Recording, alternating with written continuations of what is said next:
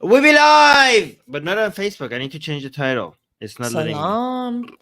What is wrong with the title now? I don't know. Hold on. What do you? Ooh, I don't know what's wrong with the title. Why Facebook is not letting us? I'm just gonna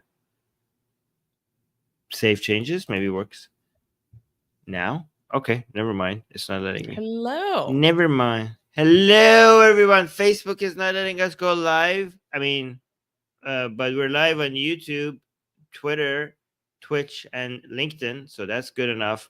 You know, who cares? We're not gonna go live on Facebook. Screw it. They don't want us anyways. Yeah. Okay. So we're gonna be covering the news on atheism, religion, secularism, and all that stuff from all around the world. Which countries are we covering today, Susie? We are covering Iran, the US, Poland, Pakistan, the Vatican, some stuff coming down from the Vatican, and more from the US. Yeah. Okay. And is today's news mostly happy, sad, tragic, ridiculous? It's mostly ridiculous. It's mostly ridiculous. Oh my God. I love this. I love this. We have one or two sad things, but it's mostly ridiculous. Ridiculous. Okay. And also, our audience is also from all around the world. Look at this. Shikha from India. And we have Kiko from Poland. We have late Armin. When are you talking about? No, I'm not late. You're late. And then we have Zaid from Jordan. We have Hi. We have Spacilla from Sweden. We have Newman from India. Yeah, all over, everywhere. Amazing. Okay, look at this. Flying Spaghetti Monster from India. Gray from UK. Okay, guys, I didn't realize that the Flying Spaghetti Monster immigrated to India. I'm happy for him. Denisha from New York. Drusilla is saying, hey, you did great yesterday, Armin. Thank you, Drusilla. Yes, I appreciate Armin was on the Atheist Experience yesterday. He hosted the show. He was the show runner, and he did a fantastic job. He did a very good job running the show. Yeah. Oh, Zayd is saying Armin and Susie look extra scrumptious today. Oh wow. Stop. Scrumptious. So, guys, keep telling us where you're watching from. Oh, Qasim is here. Oh, no. Qasim is saying salam is Arabic. Say durud. I would say assalamu alaikum wa rahmatullahi wa barakatuh. There we go. Thank you very much. Yes. Qasim, maybe I'm not addressing, the Persian speakers. Yeah. Maybe I'm addressing the Arabic speakers in our chat. Just a thought. Yes. They're here also. Also, shalom, not just salam. Salam and shalom at the same time from USA. All right, so guys, I'm not going to highlight but I'm not going to mention where every single person who's telling us where they're watching from, but keep saying that in the live chat. It's good to, yes, exactly. Great Jedi is saying AR is global.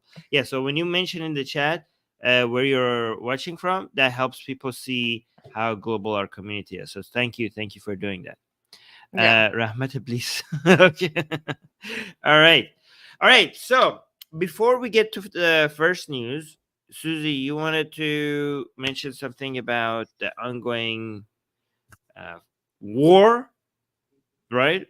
Yeah, I just thought we should acknowledge the fact that in the past 48 hours, there's a war. Yeah, happening in Israel and Gaza right now. And yeah, I think it's just worth acknowledging. Oh God. So I have opinions and I'm trying to hold it together. Armin, I saw that on the Persian side of things, you did like a 3.5 hour stream, like within the past 24 hours about what's happening. Oh, yeah. And I would love to hear your takeaways from what you were talking about with our Persian community. Because, we know the Islamic Republic of Iran is behind this. That's a fact. Yes, yes. And we know that this is about the Abrahamic Accords and trying to derail um, the like these countries normalizing relationships and uniting against the Islamic Republic of Iran.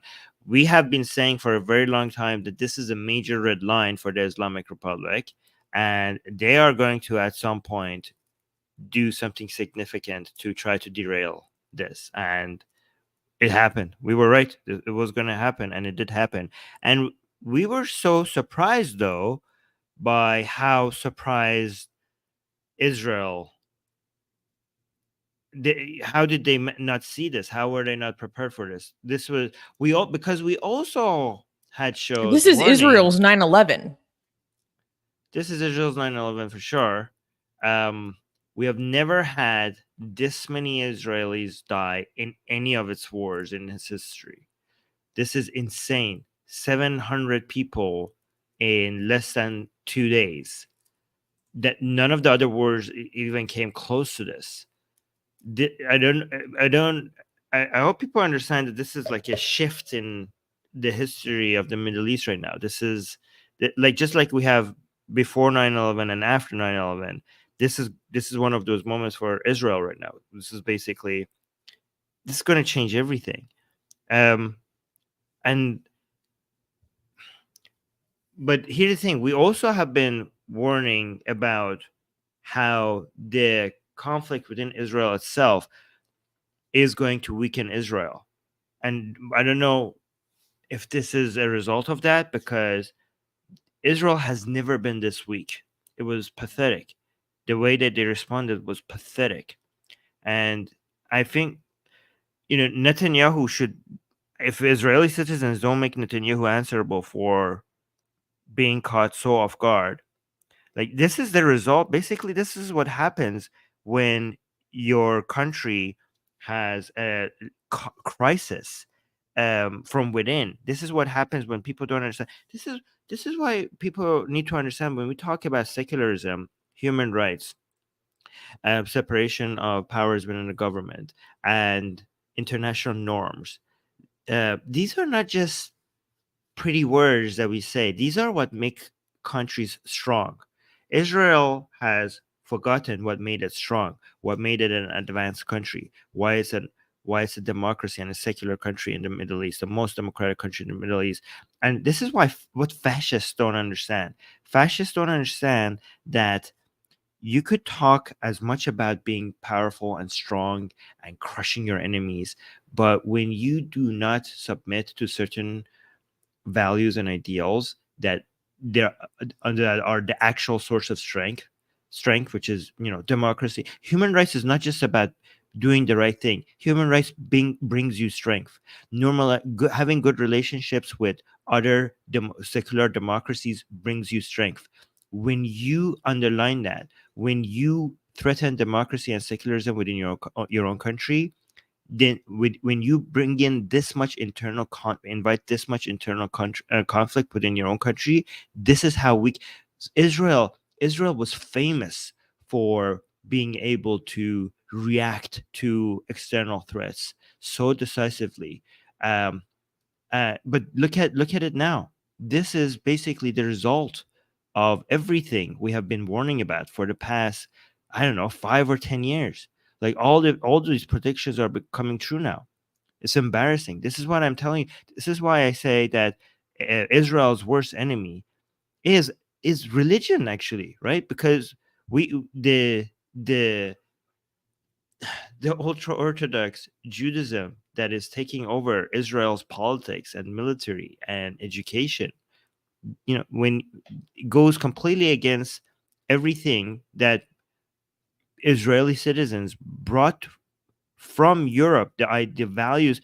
Israel is a competition between values that Israelis brought with themselves from Europe and values and ideals that exist in the Middle East. So we have Enlightenment values versus Abrahamic values.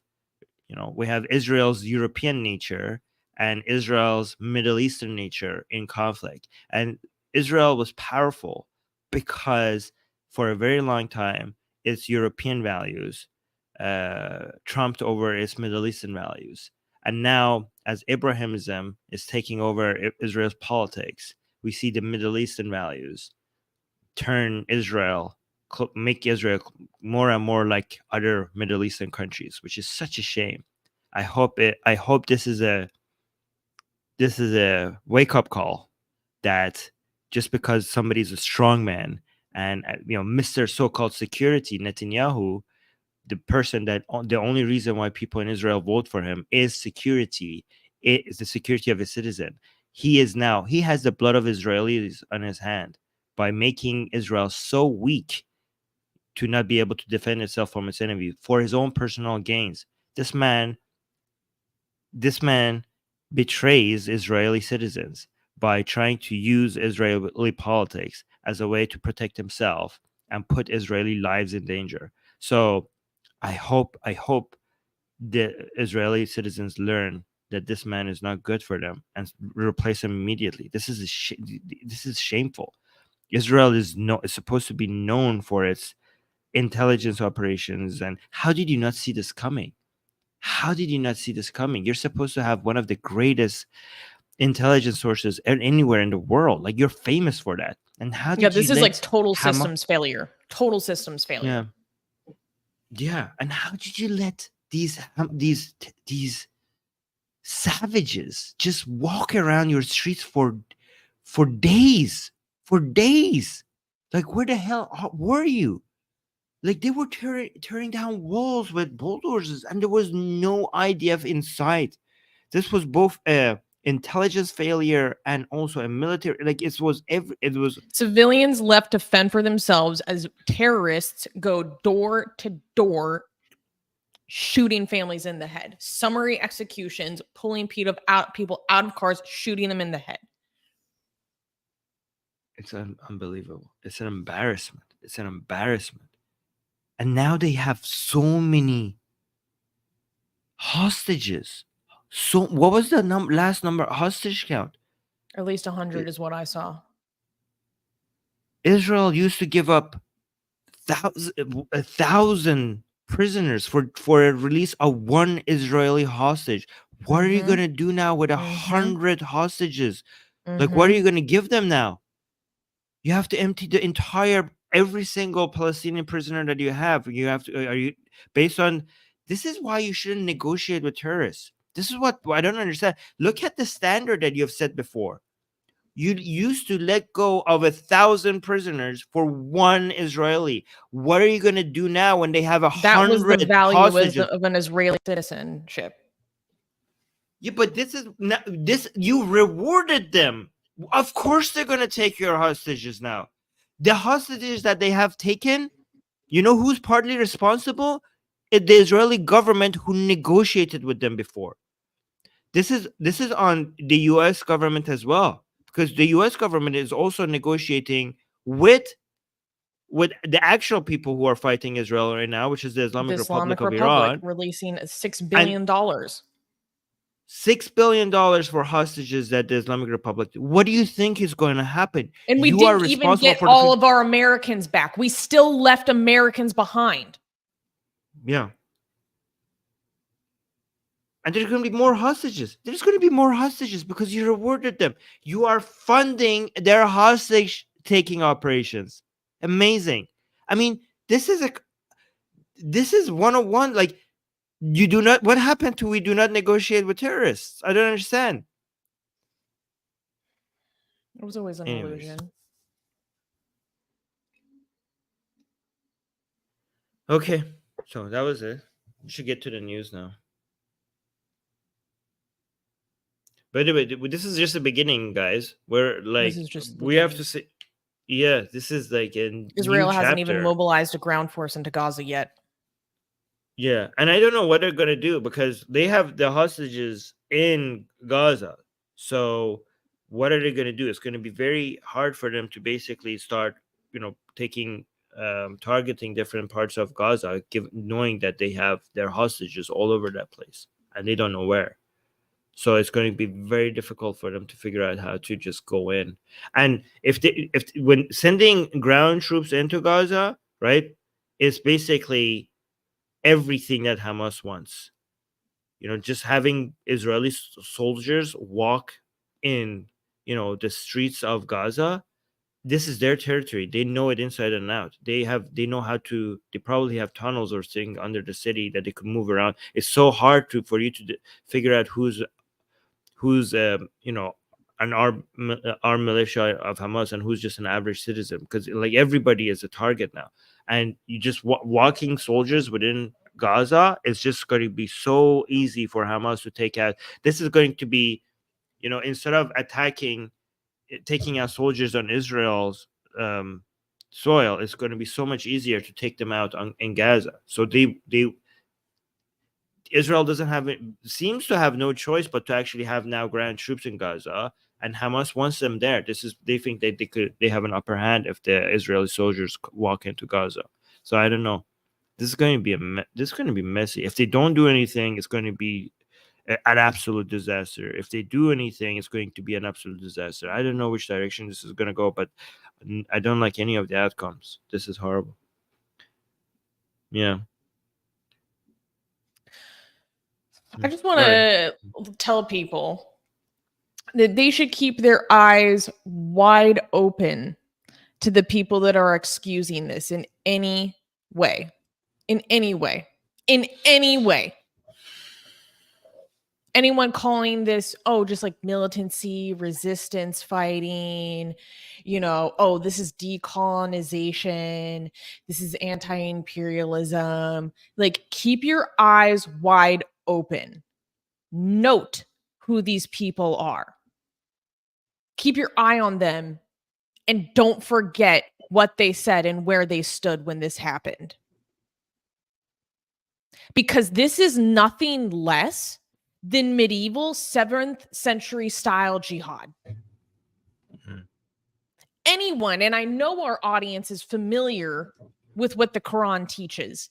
And as soon as I started to see the images coming out of what was happening in southern Israel, I was like, this is nothing less than what is dictated. So in a way, it didn't even come to me as a surprise. Like, oh, of course. Of course. So who do you want to be on the side of? Medieval style killers.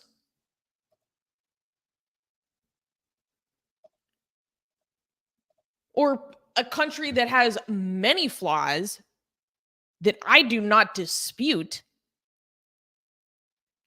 but it at least is working towards universal human rights. Like, it's so disgusting to see how Jews have been blamed for their own massacre once again. And I just want people to be aware that if you align with Islamists, it will be at your peril.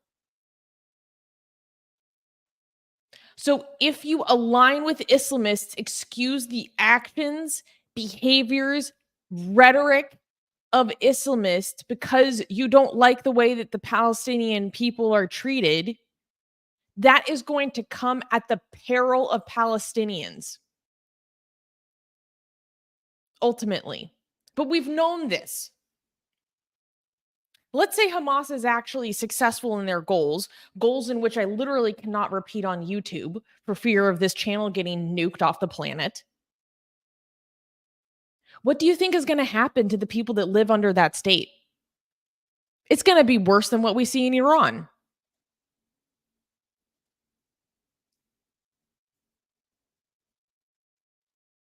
How can you align with Islamists as freedom fighters when once they're in power, they're going to terrorize their own citizens more than they already do?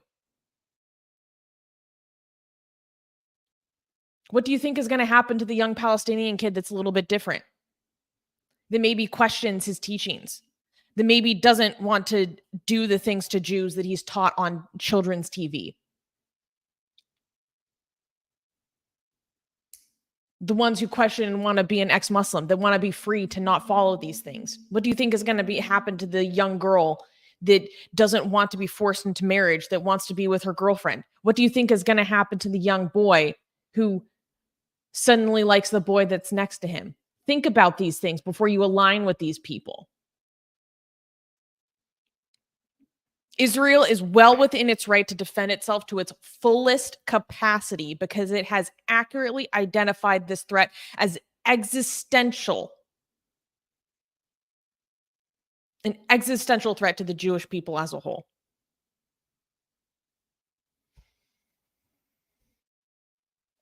Yeah. And we this can is one say of the all this while acknowledging that the conditions that these people live under are horrific. And we can say that the material conditions that they live under give rise to fundamentalism. And we can acknowledge that without blaming Jews for their own massacre, rape, pillage, and massacre.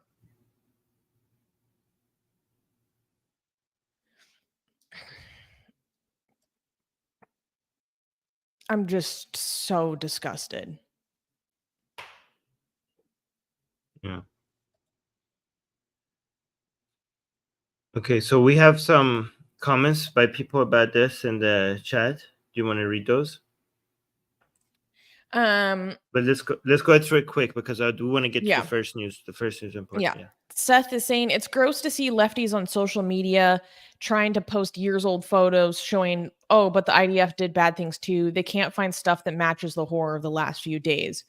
Gaza is one of the worst places in the entire world to be atheist, gay, or anything other than visibly Muslim. Yes. Exactly. Yeah. Yeah.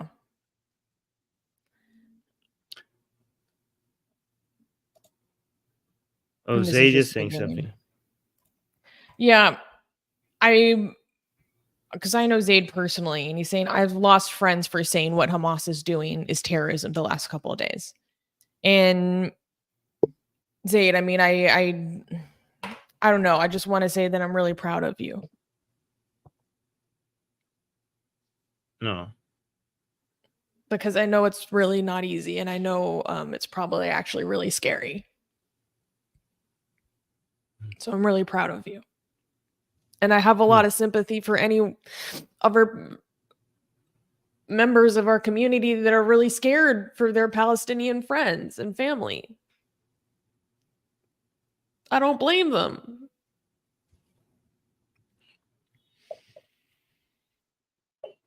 It's just so horrible. Like, I was talking to one of my friends yesterday, and he told me that he had a lot of friends that were at the music festival just a few miles away from the border of Gaza that was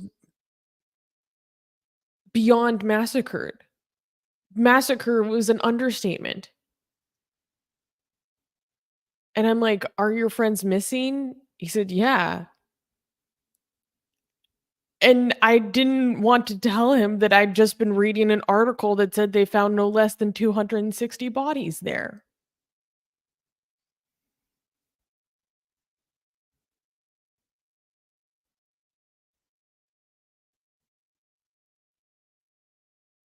I don't know. Riza is thank you, Riza, for the super chat. Riza is saying, how do you see Israel fault in these conflicts? We already know how savage bad Hamas is. Yeah, I mean, it goes without saying, like, when I criticize Israel's government, not Israel, by the way, Israel's current government, okay, because Israel is many, many different things, right? I think it goes without saying that Hamas is a savage, barbaric, fascist terrorist group. Like, I don't think I need to, at least for you guys, I don't think like I need to clarify that. So when I criticize Israel's government's performance in defending Israel is for the sake of Israeli citizens that I'm saying that, right? I'm not trying to, as Susanna says, blame the Jews for whatever happens to them. No, I see an external threat that is Hamas, which is a threat to both Israeli citizens and Palestinians. Like, Hamas is not just a curse upon Israeli citizens. Hamas is an organization that ends up killing Palestinians. In fact, it ends up killing Palestinians more than it kills Israelis, right? It's responsible for Palestinian lives as well, and many other people. But then at the same time, I do have to, given that this threat exists, a threat that wants every single Israeli dead. That's what it wants. It doesn't want to just like defeat Israel, and it doesn't want to just Palestine for it to be free. Like you have to understand, these people, they will never be content with them getting Palestine as an independent country. They want every single Jewish person from the river to the sea to, I don't know how to say it on YouTube, to not exist. They want genocide. They openly want that. And I think it's fair for me to criticize the current right-leaning nut jobs in Israel who are focusing on their religious agenda, and Netanyahu is focusing on trying to stay out of prison by staying prime minister with whatever means necessary. When Israelis' lives are at stake, when your own political game, it's kind of like in Game of Thrones when you have like an army of dead people showing up and is going to annihilate everybody if they win, and you guys are fighting over a Iron Throne, which is not going to matter if if the whole world dies. It's kind of like that. Israel is kind of like that. Like people are fighting over. You guys need to be united. You guys also need to focus on all the values and ideals that made you strong against such an enemy. I think it's fair to criticize. Do you think it's unfair of me to focus on Israel's shortcoming, uh, given that Hamas is the main evil here? I don't think so. I think it's fair. I think that you need to figure out why you're this weak, given how big of a threat this is. I don't think I'm doing anything wrong here when I'm focusing on criticizing Israeli government. Oh my God, of course not. How do you remedy weakness without identifying it? And you have to remedy weakness to survive. Yeah. Yusuf is saying Hamas are like the CCP and Taliban. I think they're worse.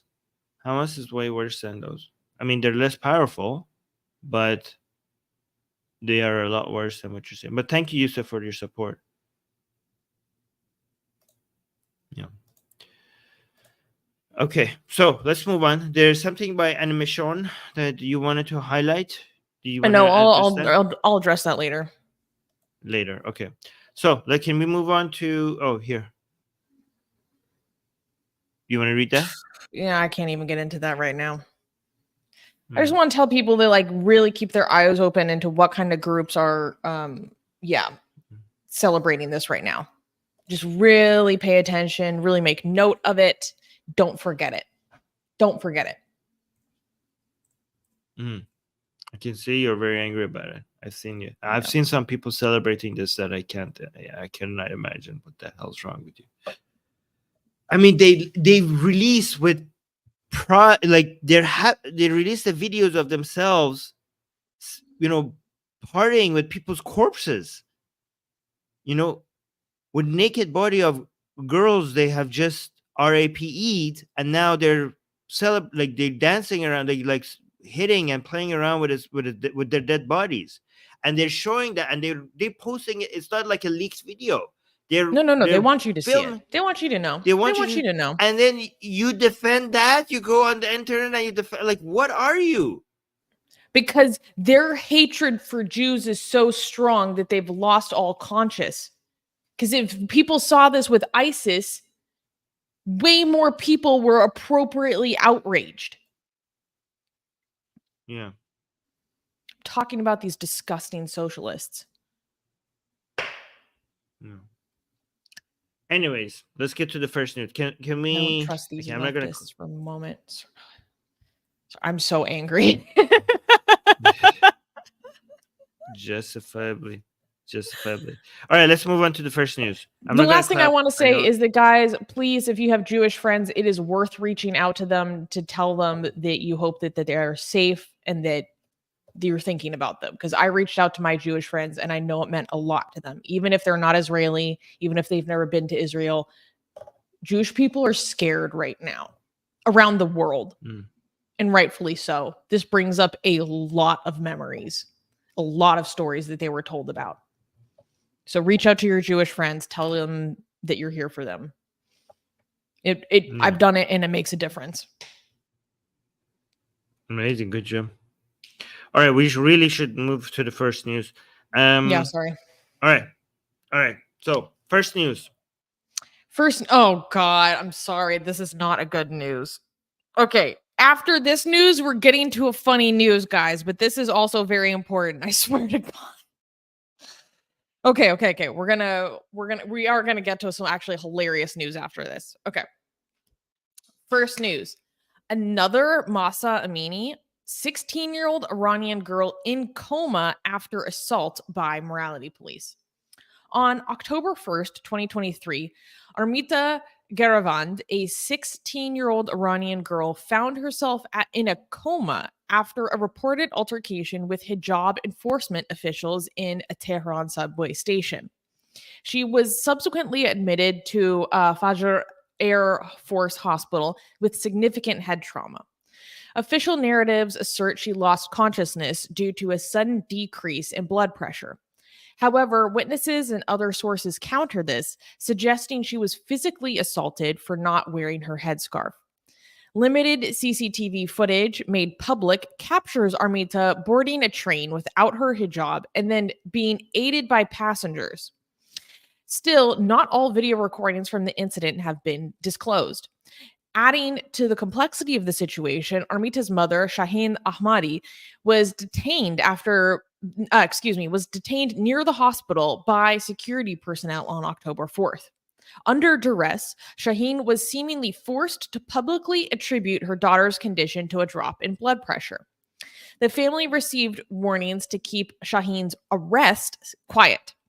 This incident has magnified international scrutiny, emphasizing the rigorous enforcement of hijab mandates in Iran and intensifying concerns over potential human rights infringements. So, this is, obviously extremely distressing. I almost broke down in tears when I heard this story.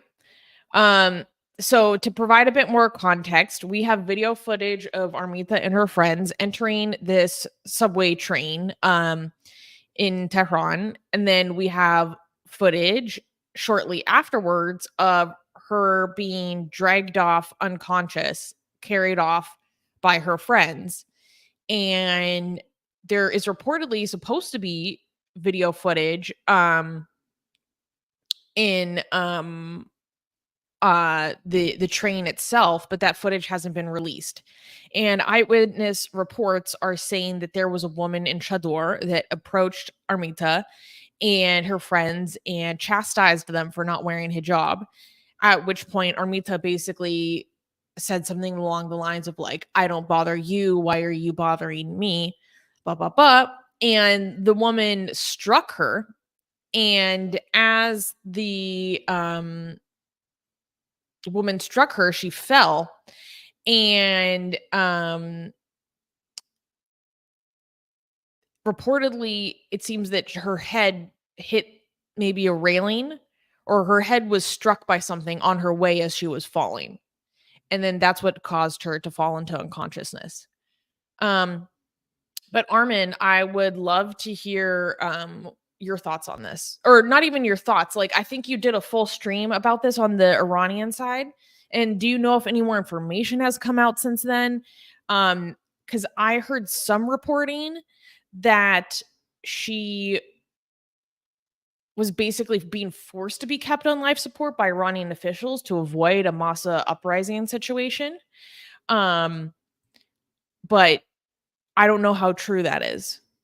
So what have you been hearing? What more details do you think you can give us? Right. So first of all, this is her, right? And okay, so this is the footage. They haven't released all the footage, which is why they have all the footage. And so here's the government is saying, oh, her blood sugar just dropped and then she's now in a coma, which is very bizarre for somebody like that young to something like this happening. Like, here's the thing: we're going based on um, probabilities here. Like we don't have everything; nothing is 100% certain. But given the government's history on what they have done before, given how much we know they lie, and given the fact that they did not release the entire video, like they have no explanation for why they are giving us in cut pieces. Something, it seemed like it's very, very probably something happened here. We have eyewitnesses that came and said that there was somebody did a hijab enforcer came and there was a physical he was pushed or beaten by a hijab enforcer. So there are claims, but these are all these are the information we have that makes us not believe the government's narrative. The fact that there are, and was it the Guardian? I think the Guardian came and had verified that there were eyewitnesses that claimed that they saw a physical And interaction sources from between. Iran Wire. And I find Oh Iran yeah, Wire to Iran be was. extremely reputable and credible. Yeah, so we have that. We have the fact that the government is not giving us the full video, even though they have access to the full video. They are giving us bits and pieces, which they have no explanation for why they wouldn't give us the entire. Like we can see exactly it's cut and then it goes to another part. What is happening in those cut areas, right? We also have the fact that all the girls here that were with her, with Armita, they were arrested immediately, and nobody was allowed to talk to them for a while until the government had the chance to tell them exactly what to say. We know that the parents of Armita were arrested. We know the journalists that wanted to go and talk to them were arrested. So yeah, excuse me if I don't buy the low blood sugar narrative for a young woman this age to be in a coma for that. Like, I mean, I know everything is possible, right? But what is a justifiable belief here is that she was beaten and her head hit something somewhere, and now that's why she's in the hospital. That is, even if that's not true, that is a justifiable belief given all the data that we have right Yeah, now. given all the shady business surrounding how they've been treating this, it would be more reasonable to believe that something shady happened than what they said happened. Like, Yeah. but what have you been seeing about in terms of a reaction to this? And I mean, obviously, I want her to wake up, but if she doesn't wake up, how do you think the public might react? Because I know the government is terrified of another Mahsa Amini. I don't know. It's the government is way more prepared right now to deal with situations like this. So I don't know what's going to happen. But I don't know if they're going to let her wake up. That's the problem people have. Like, even if she's in a coma right now. We saw pictures of her in the hospital. Let me just. But if something else happened that the government doesn't want people to know, the question is if she's going to wake up at all. Like, let me see if I could get her picture. But then at the same time, the government has an interest in just keeping her in a coma, like not letting her die, because then if she does die, then that's going to be a problem for them. Yeah, but I don't know. They can't do that forever. Let me see if I could Yeah. show you her pictures in the hospital. It's so horrible.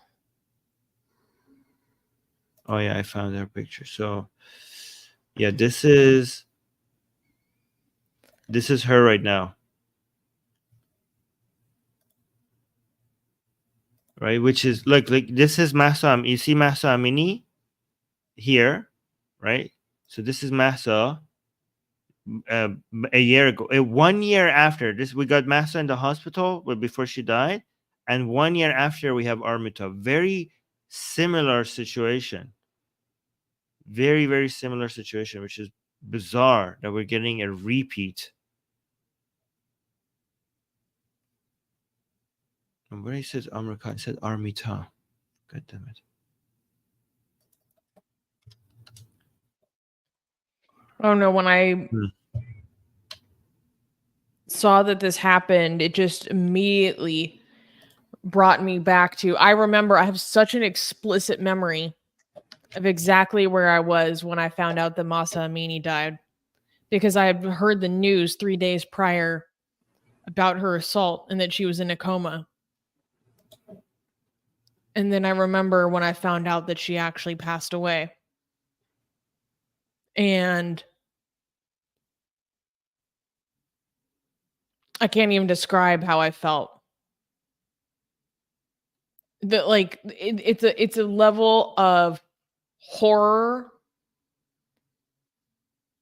at what has occurred and unspeakable disgust about what this was done for. Unspeakable disgust. So look at her. Look at, this is her. You see, this is her picture, and this is the hospital that she's now hospitalized in. Does she look like somebody that just goes in a coma from low blood sugar? Well, without any history of diabetes that we've heard of so far, no. Yeah. Also, this is her parents that are being forced by the government to give the government's narrative, and you can see if you listen to their when they come in front of camera and when they repeat the government's narrative, you can see in their faces that they're very uncomfortable about what they have to say.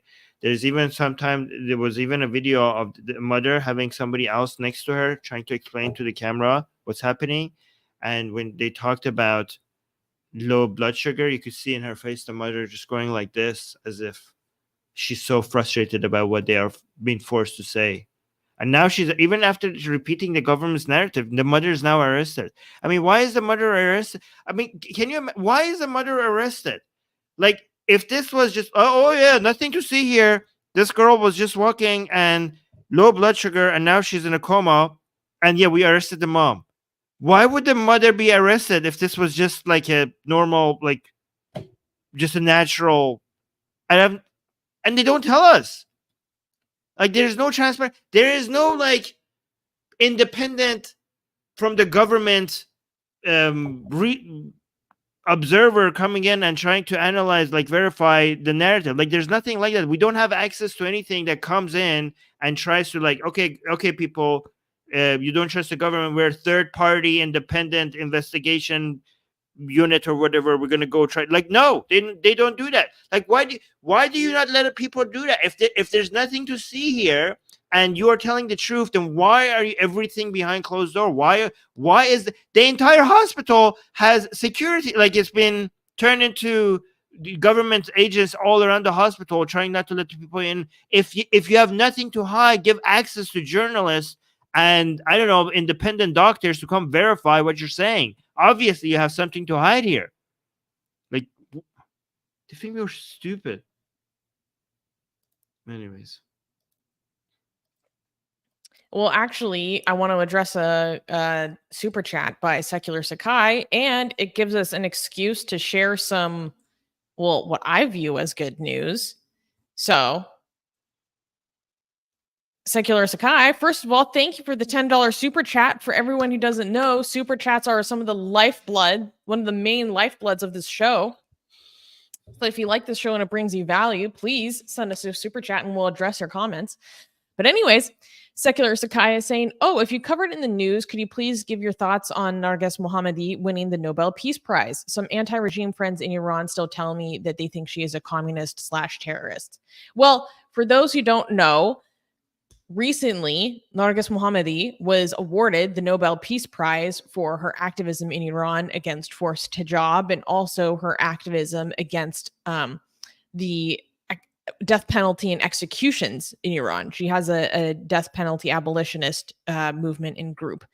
And many people see this as a giant victory. And then other people had her trending on Twitter for all the wrong reasons. Armin, what do you think about the accusations against her? I'll let you go first. I have my own personal opinions. So here are a few things. First of all, she is somebody who has sacrificed so much for people's freedom in Iran. The thing that many people don't like about her is that she's a reformist, and she's not she's not a she's not somebody who's been fighting for the toppling of the regime in Iran. She's somebody who has been fighting on the basically within the already existing framework of the Islamic Republic of Iran. She's working with people who have been trying to change that. That's the accusation.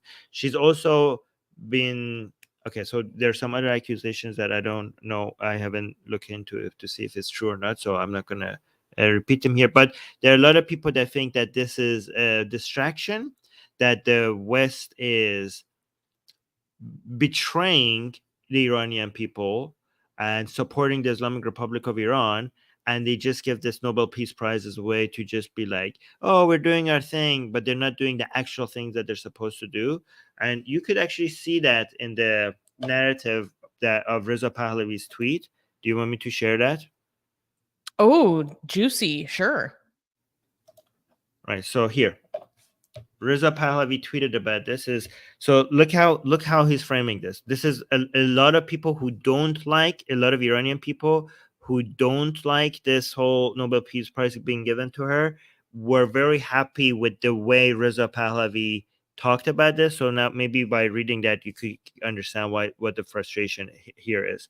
So Reza Pahlavi is saying Iranians are fighting for their freedom from the clutches of the brutal dictatorship of the Islamic Republic, as they have been for 44 years. From this regime's very first day, it has especially attempted to. From this regime's very first day, it has especially attempted to subjugate, control, and humiliate Iranian women. The Norwegian Nobel Committee awarding Narges Mohammadi this year's Peace Prize is a recognition of the woman life freedom movement and this national struggle for freedom. So first, I want to analyze the first paragraph.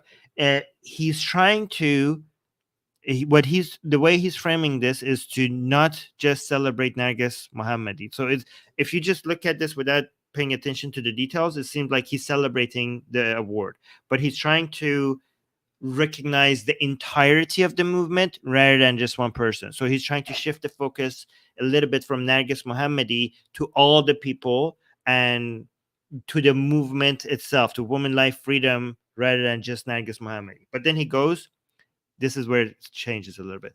He says, I hope that this award will encourage a shift in Western policy toward offering tangible means of maximum support for the Iranian people and their national revolution, and not serve merely as a symbolic gesture meant to deflect attention from appeasement of this criminal regime.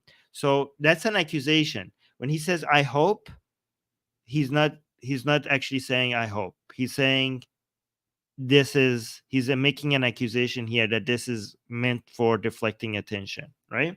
A lot of people who support Reza Pahlavi were very, very happy with this tweet, and they thought it was very strategic, right?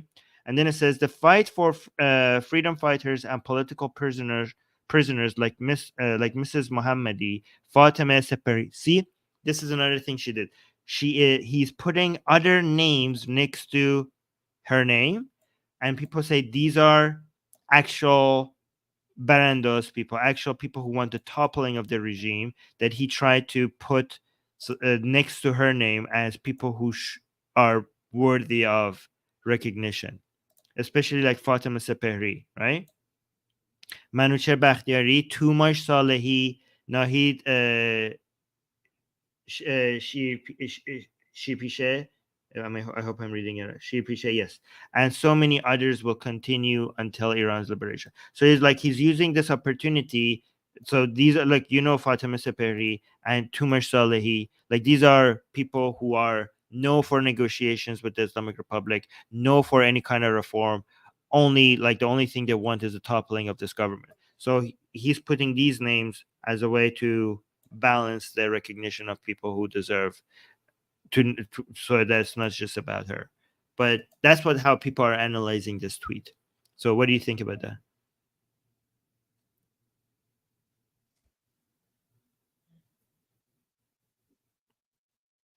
This issue made me very angry, so I don't know if I can articulate myself well.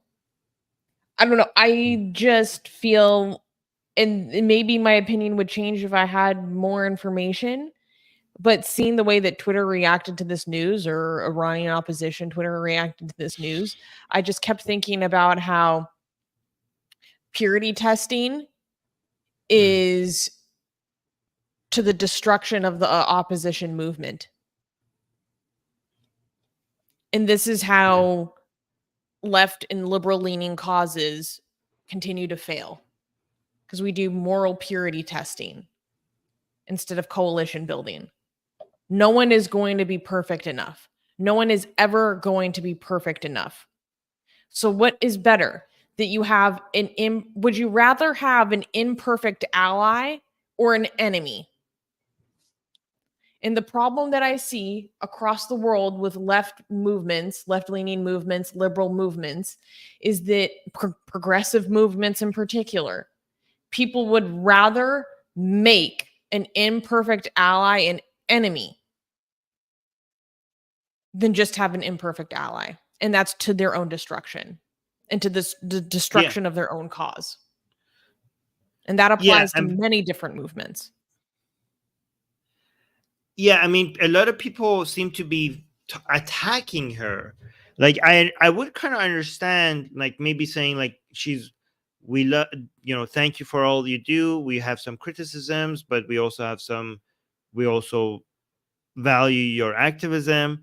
But the fact that there are so many people just attacking her, the level of vitriol I saw on Twitter was crazy. It disgusted me. For a woman that has given up as much as she has given, what she has faced, what she has exposed within Iranian prisons, to speak up for other Iranian women that are abused in the most barbaric of ways. Give me a break. She's been in solitary confinement in prison for a very long time. She has gone the mental torture. I don't know if people understand. So she has children. She spends most of her life in prison, years of her life in prison. And she explains, like, when she was in solitary confinement in prison, she kept on, every time when she would sleep, she would see her children coming to her and kissing her and hugging her. And every time she would wake up and she realized that that's not a real picture, that wasn't a real thing, it would be crush her. Like, every time she would wake up to realize that she's in prison and her children are not next to her, it will burn her up from the inside. Like, I don't know if people understand what a nightmare that is, to know that every year is going by and your children, you as a mother, are not with your children because of the things that you have done. That level of sacrifice is insane, right? And she might have certain values and ideals that are not completely in line with us, right? With a lot of us, especially given that her and her husband seem to be more focused on some Islamic narratives, right? But but she's doing this for the sake of the people of her country. I mean, most of these people saying disgusting things about her on Twitter would never be willing to do what she has done for the sake of her nation, as evidenced by the fact that they're sitting on Twitter criticizing her. Right. Give me a break. Yeah.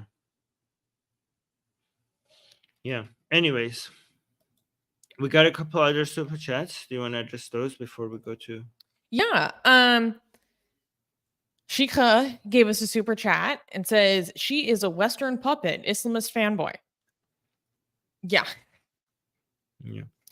It's very hilarious to see how Islamists love to totally just remove any autonomy from liberal minded people in any country around the world, as long as they're not quote unquote Western. If they have any sense of liberalism in their body, then they just have no autonomy and they're a complete puppet. And it's kind of funny because that's a narrative I also hear from a lot of anti-imperialists. Funny how that works. Yeah. Funny how that works. I forgot to mention something. I do think the Iranian opposition is very, very divided. Yeah. And there is no chance that they will succeed with this much division, like until they figure out some way to work with each other. Like there's too much infight. There's way too much infighting. I mean, there's the level of as bad as the Islamic Republic is, with this level of immaturity among the people who are against the Islamic Republic, it's just so hard to see us get to a place where we could show to the world that we have a meaningful alternative to the Islamic Republic. Yeah. Yeah. Seth is celebrating his membership for 11 months. Thank you, Seth. Saying, heathens, remember to like and share the stream. Yes, please. I know a lot of people, like to see the news unpacked. They like to have fun with us. I know I'm angry today, but it's because I care about the world. And I have some indignation, with the forces that want to remove freaking humanity from us. So thank you all for being here, and thank you for supporting the show with your membership. Animation also gave us a super sticker. Thank you, Animation. Engaged American gave a $2 super chat saying, do you think purity of thought creates leftists? I think purity of thought creates fascists. Purity of thought creates fascists, and this is why any ideology which purports to create a utopian society is inherently anti-human. There will never be a utopia. We will never live in a perfect society with complete lack of inequality and complete lack of harm. It's impossible. Why is it impossible? Because it's against our fundamental nature as imperfect human beings. These little strange creatures crawling all over this earth. So everyone needs to be prepared and keep their eyes wide open to any person or ideology which claims to have a perfect solution, because the only way to ensure a perfect solution is to remove our fundamental human nature. So it will always result in a campaign of terrorization to remove any imperfections from the humans under that system. And this is why we see, for example, communist regimes behave the way that they do, because they're fundamentally anti-human, because they're perfectionistic, idealist, and utopian. It's a danger to human life. And I'll just leave it at that.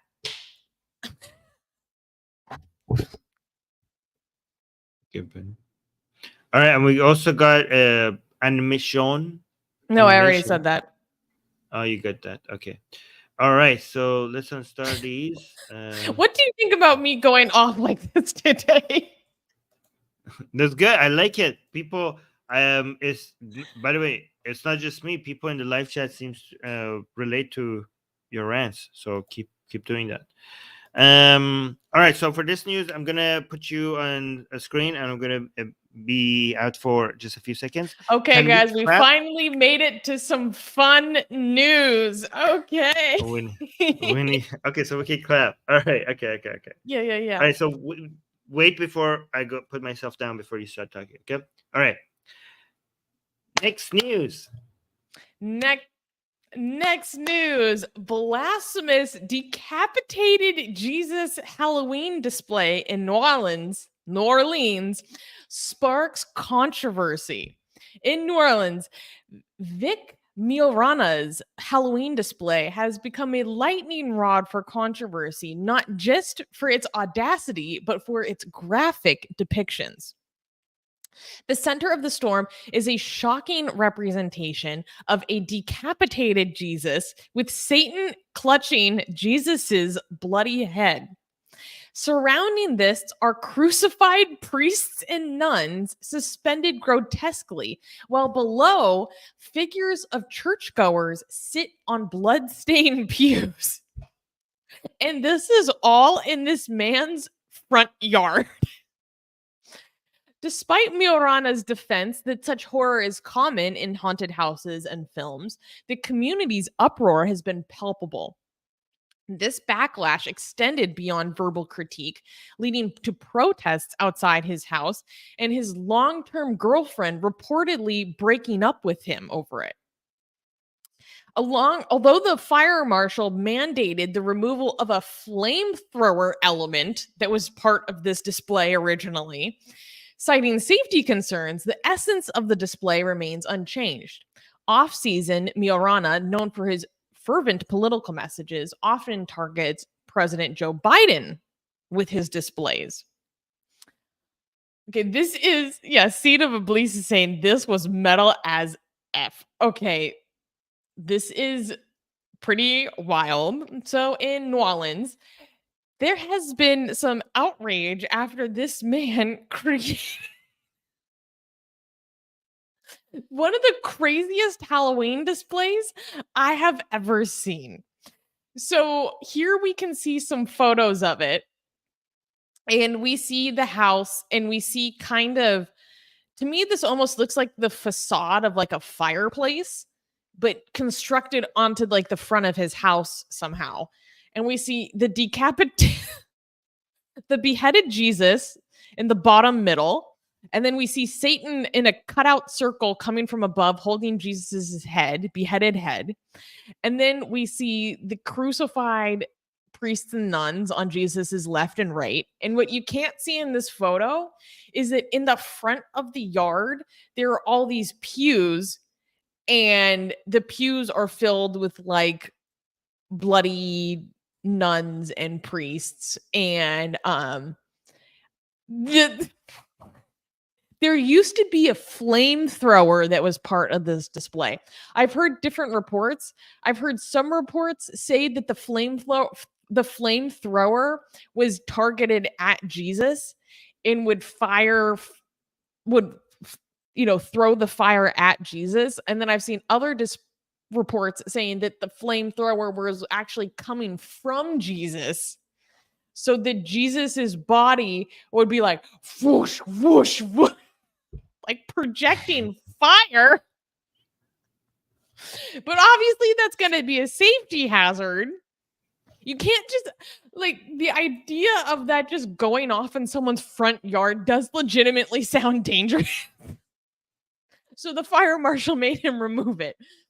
So this is a image from his Facebook post where he's being interviewed by the local news, and he replied, he made a meme out of it, and he had the caption saying, "Do you see yourself ever taking it down?" And then he just captioned, "Absolutely not." So part of what I read his kind of inspiration was he was like, to me, like, this is what is scary. Everyone has different ideas of what scares them, and this is what scares him. It says, speaking to NOLA.com, Miorana said that, quote, religious churches and things scare people. They make you uncomfortable and they pull a different reaction, but it's nothing you don't see in a scary movie, video games, or a haunted house. So he's saying, like, basically, like, to me, this is what's scary. And then the actual gore of it, he's right. The actual gore is not unusual from what you see in a haunted house. It's just who is being portrayed with gore. Zayd is saying this guy is the Christian Salwan Momika. And the thing is so the neighborhood is all really upset with him. There's the local moms being like, we send our children to Catholic school and they have to walk by this every day. Oh my God. Like the indignation. There are people trying to get the city to like take down the display. And there was some city official or fire marshal or something basically saying that they have no recourse. This is his property. He is within his right to do this. He has fully protected rights to do this. Yeah, Denisha is saying the local Karens are big mad. True. And Zaid is saying the gore isn't different from what's in the Bible. Actually, I think you're right. I think the gore in the Bible might be worse.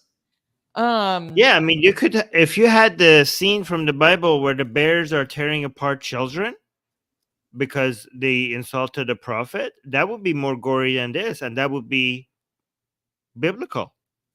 Yeah, completely biblical. Yeah. I mean, we have scenes in the Bible where you're smashing. God claims that people are happy are the people who are smashing babies' heads at rocks. Babies' heads at rocks in the Bible, guys, in the Bible. That would be more gore than this. Yeah. So he commented, he said, mainly it's all about fun. It's all for pretend, and that this is his own personal opinions of what is actually scary. And I know it can be a touchy subject and not everyone is going to like it, but the insults and attacks and the threats, we've got people inciting violence against my home and my family, and it's really kind of gotten out of hand. To the people that are insulting or bullying or threatening or inciting violence, I would like to say that I forgive them. I love them. God bless them, and happy Halloween. Oh my God. That's beautiful. That's There are some reports saying, oops, I just muted myself. There are reports, I don't know if this is true, but that his girlfriend of 4 years, who's also the mother of his child, broke up with him because of this, because she was like scared of losing her job over it. Which, if that's true, that's a shame. But apparently he refuses to take it down, and he doesn't have to take it down. Zayd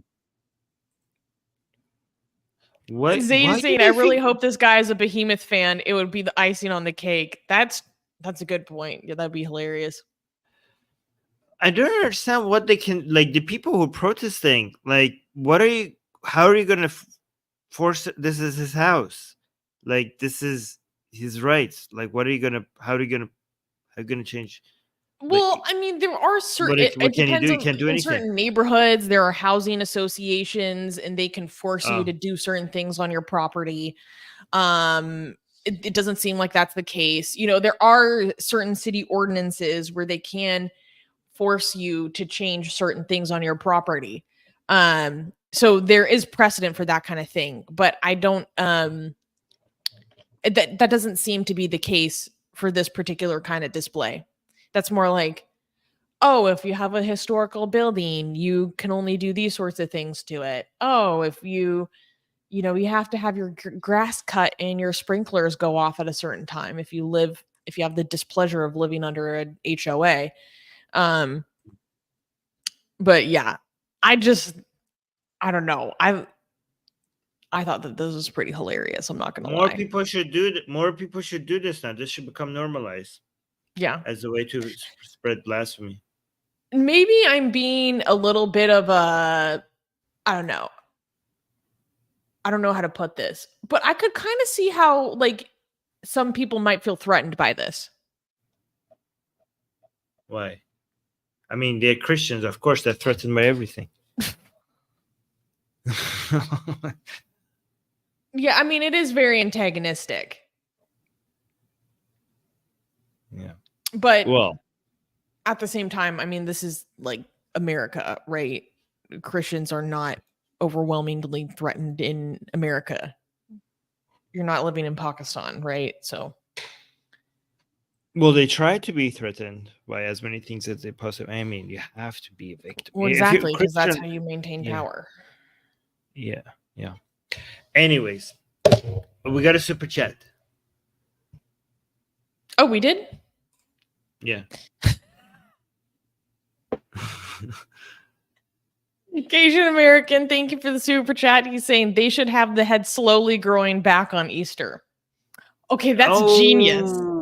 That's good. That's good. I like that. I like that idea. That's fantastic. Okay. Seth is bringing up a good point. He's saying there are Catholic. Wait. Hold on. Wait. Let me finish my point first. Having blasphemous zombie Jesus, dead Jesus, bloody Jesus, zombie Jesus related stuff is a very good investment, both in costumes and decor and art, because you could both use it both on Halloween. Oh, you could use it on Halloween, Christmas, and Easter.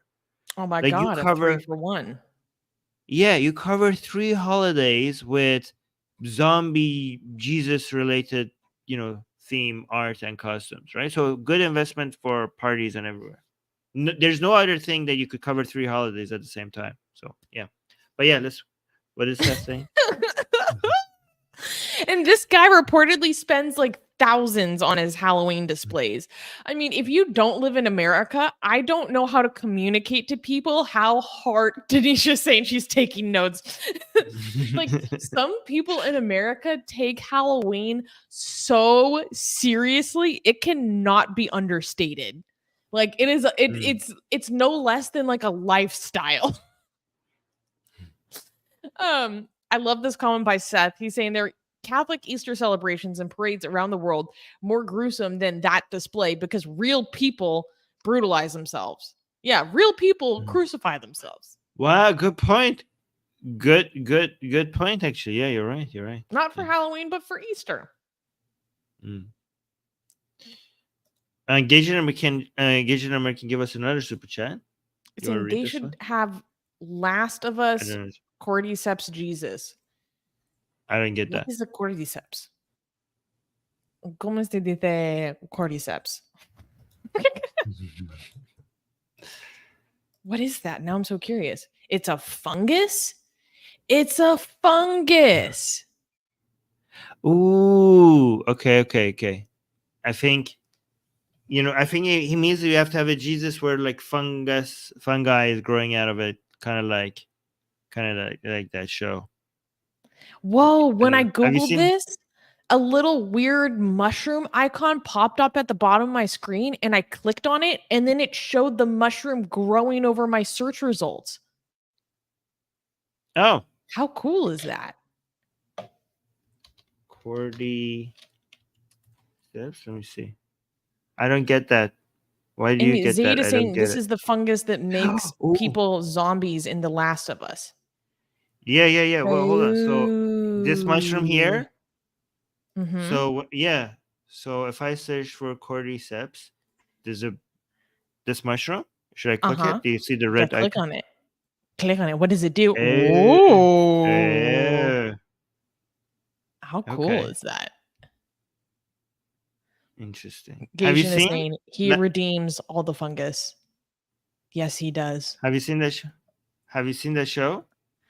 Last of Us? I think so. That's the one with the girl, right? Oh, I've seen a few episodes. Yeah. And what's the name of the actor that's with her? God, he's so hot.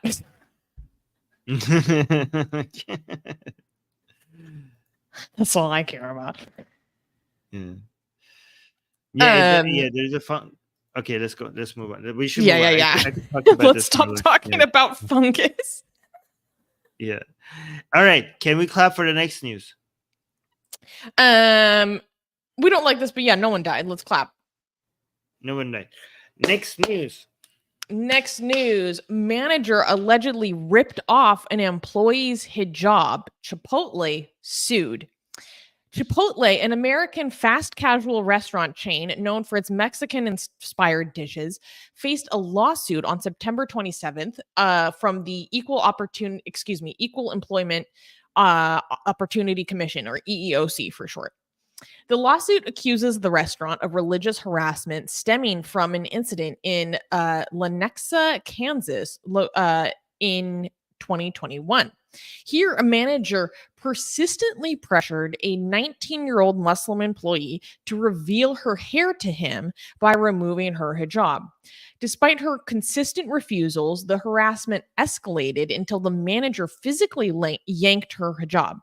Following this, the employee resigned, only to find herself excluded from her remaining scheduled shifts, unlike her non-Muslim peers who also gave notice. The federal lawsuit claims Chipotle violated the civil rights law and seeks both company-wide policy changes and damages for the affected employee. Chipotle, in its response, confirmed its zero-tolerance stance on discrimination and the subsequent termination of the involved manager. What the hell? I basically kind of just wanted to talk about it because this is like a very real and legitimate instance of anti-Muslim bigotry and harassment. Like, this is what it can look like. This still happens in America. What the hell did the manager think is going to happen? This was obviously going to turn into a nightmare. Oh my God, I know. It's like, this is, no matter what happened, it's assault. Yeah, but like, what, like, did the manager think like, yeah, I'm just going to do this and it's going to be fine? Like, did he not understand that this is going to turn into obviously a PR nightmare and you're going to lose your job and you're going to be unhireable for many companies? Like, what was the thinking process in his head before he decided to do this? I don't get it. Clearly, this person wasn't. Okay. It's so I'm just going to rip off creepy. How freaking creepy. That over a period of months, you're like pressuring a female employee to like undress. Yeah. Yeah. I want to like talk to this person. I think like study him. Like, walk me through this. When you were doing that, what did you think is going to happen after? Did you not like? I don't understand. But let me give you a silver lining here, okay? First of all, this indicates that we do have anti-Muslim bigotry. This is a real thing that we need to fight against. That it is common. It needs to be highlighted. Okay, so thank you, Susie, and Dee and the rest of the team who are highlighting these things for us. But on the other side, it's so great to be a Muslim in America. As bad as this is, you could expect a backlash. Okay, you could. So it's bad because things like this happen. And but federal it's also agencies to come to your defense and sue on your behalf. Yeah, but it's also good that if you're a Muslim and something like this happens to you, you know that the government has your back, right? I don't want to make light of this bigotry that needs to be fought against, but I also want to appreciate how United States is one of the best countries in the world for you to be a Muslim, unlike Islamic countries. Yeah. And this is the kind of thing that the government should come to your defense over, not like instances at Hamline University where there are depictions of the Prophet and accusations of Islamophobia. That's not what the government has any business coming to your defense over. This is assault on the basis of your religion. This is what a government has an interest in coming to your defense over. This is what the government has an interest in protecting and defending its citizens' rights. Exactly. This is the kind of harm we want the government to intervene in, not the harm of offense. Exactly. This is what you should be expecting from your government, not like banning cartoons. You have to get them to protect your rights, not limiting other people's rights. Yeah. You have the right not to be assaulted. And that right should be respected. Mm-hmm. Focus more on more like this and less and limiting other people's freedom of expression. But yeah. Tima is saying manager probably didn't know ripping off a hijab is no worse than ripping off a woman's skirt. Presumably. Yeah. I mean, I would say ripping off someone's skirt is worse. It's maybe just the same as like ripping off someone's hat or whatever. That's still, even if that's the case, that's still like assault in the workplace. it's just as like, okay, it doesn't have to be all the same thing. One of these assaults could be worse. Like ripping off a woman's skirt is worse. I would say it's worse, right? But it doesn't. What matters is that it's assault. Yeah. Okay, so it might be a lower level of assault, but it's still assault. Yeah. I mean, am I wrong? Ripping a woman's skirt is way worse. I think. I don't think they are the same thing. I agree. Yeah. But to many Muslim women, being without hijab it's the same as being naked. I still think they would think that the skirt is worse, though. I think even they would think. Yeah, I think even a Muslim woman, I think even a hijabi Muslim woman would find somebody ripping off their skirt to be worse than somebody ripping off their hijab. I mean, they would dislike both of them, but I think they would dislike one of these things more than the other one. I think. Yeah. All right. Okay. Oh, see, exactly. So, see, I understand women. I understand women. Susanna is confirming it. Denisha is confirming it. I understand them.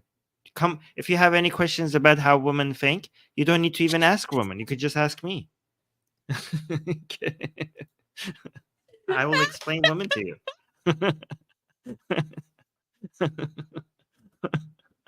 I love the self-congratulation of that.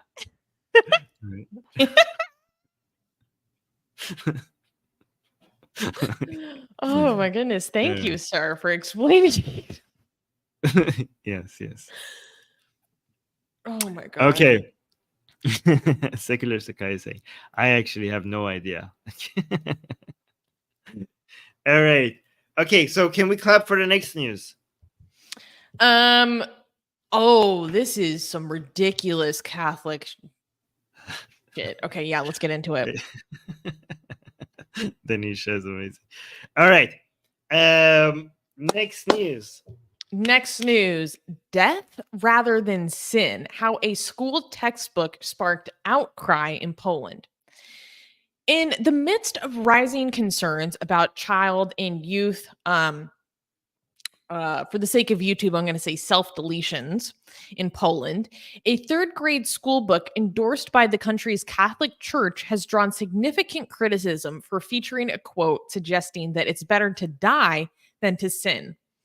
The textbook utilized in public schools contains the statement, quote, I prefer to die than to sin, which is traced back to Dominic Savio, a young Italian saint. The inclusion of this line triggered a cascade of disapproval from social media users, activists, and NGOs, with one NGO coalition emphasizing the potential for such content to severely impact a child's psyche, potentially fostering feelings of guilt and, I will say, self-deletion tendencies. The church maintains the sentiment has been misconstrued and taken out of its intended context, but the publisher conceded that the phrasing's unfortunate nature and promised revisions in upcoming editions. Amidst the uproar, the education ministry declined to comment. They emphasized that while the state finances Catholic catechism classes in public schools, the curriculums, teaching materials, and teachers are exclusively chosen by the church. Even though these classes are elective, the majority of students participate. What the hell? Yes. Oh, yeah. This is wild. So imagine teaching third graders who, I don't know what the age is in Poland, but in America, that's around the age of 8. That it's I prefer to die than to sin. How could that be harmful to children?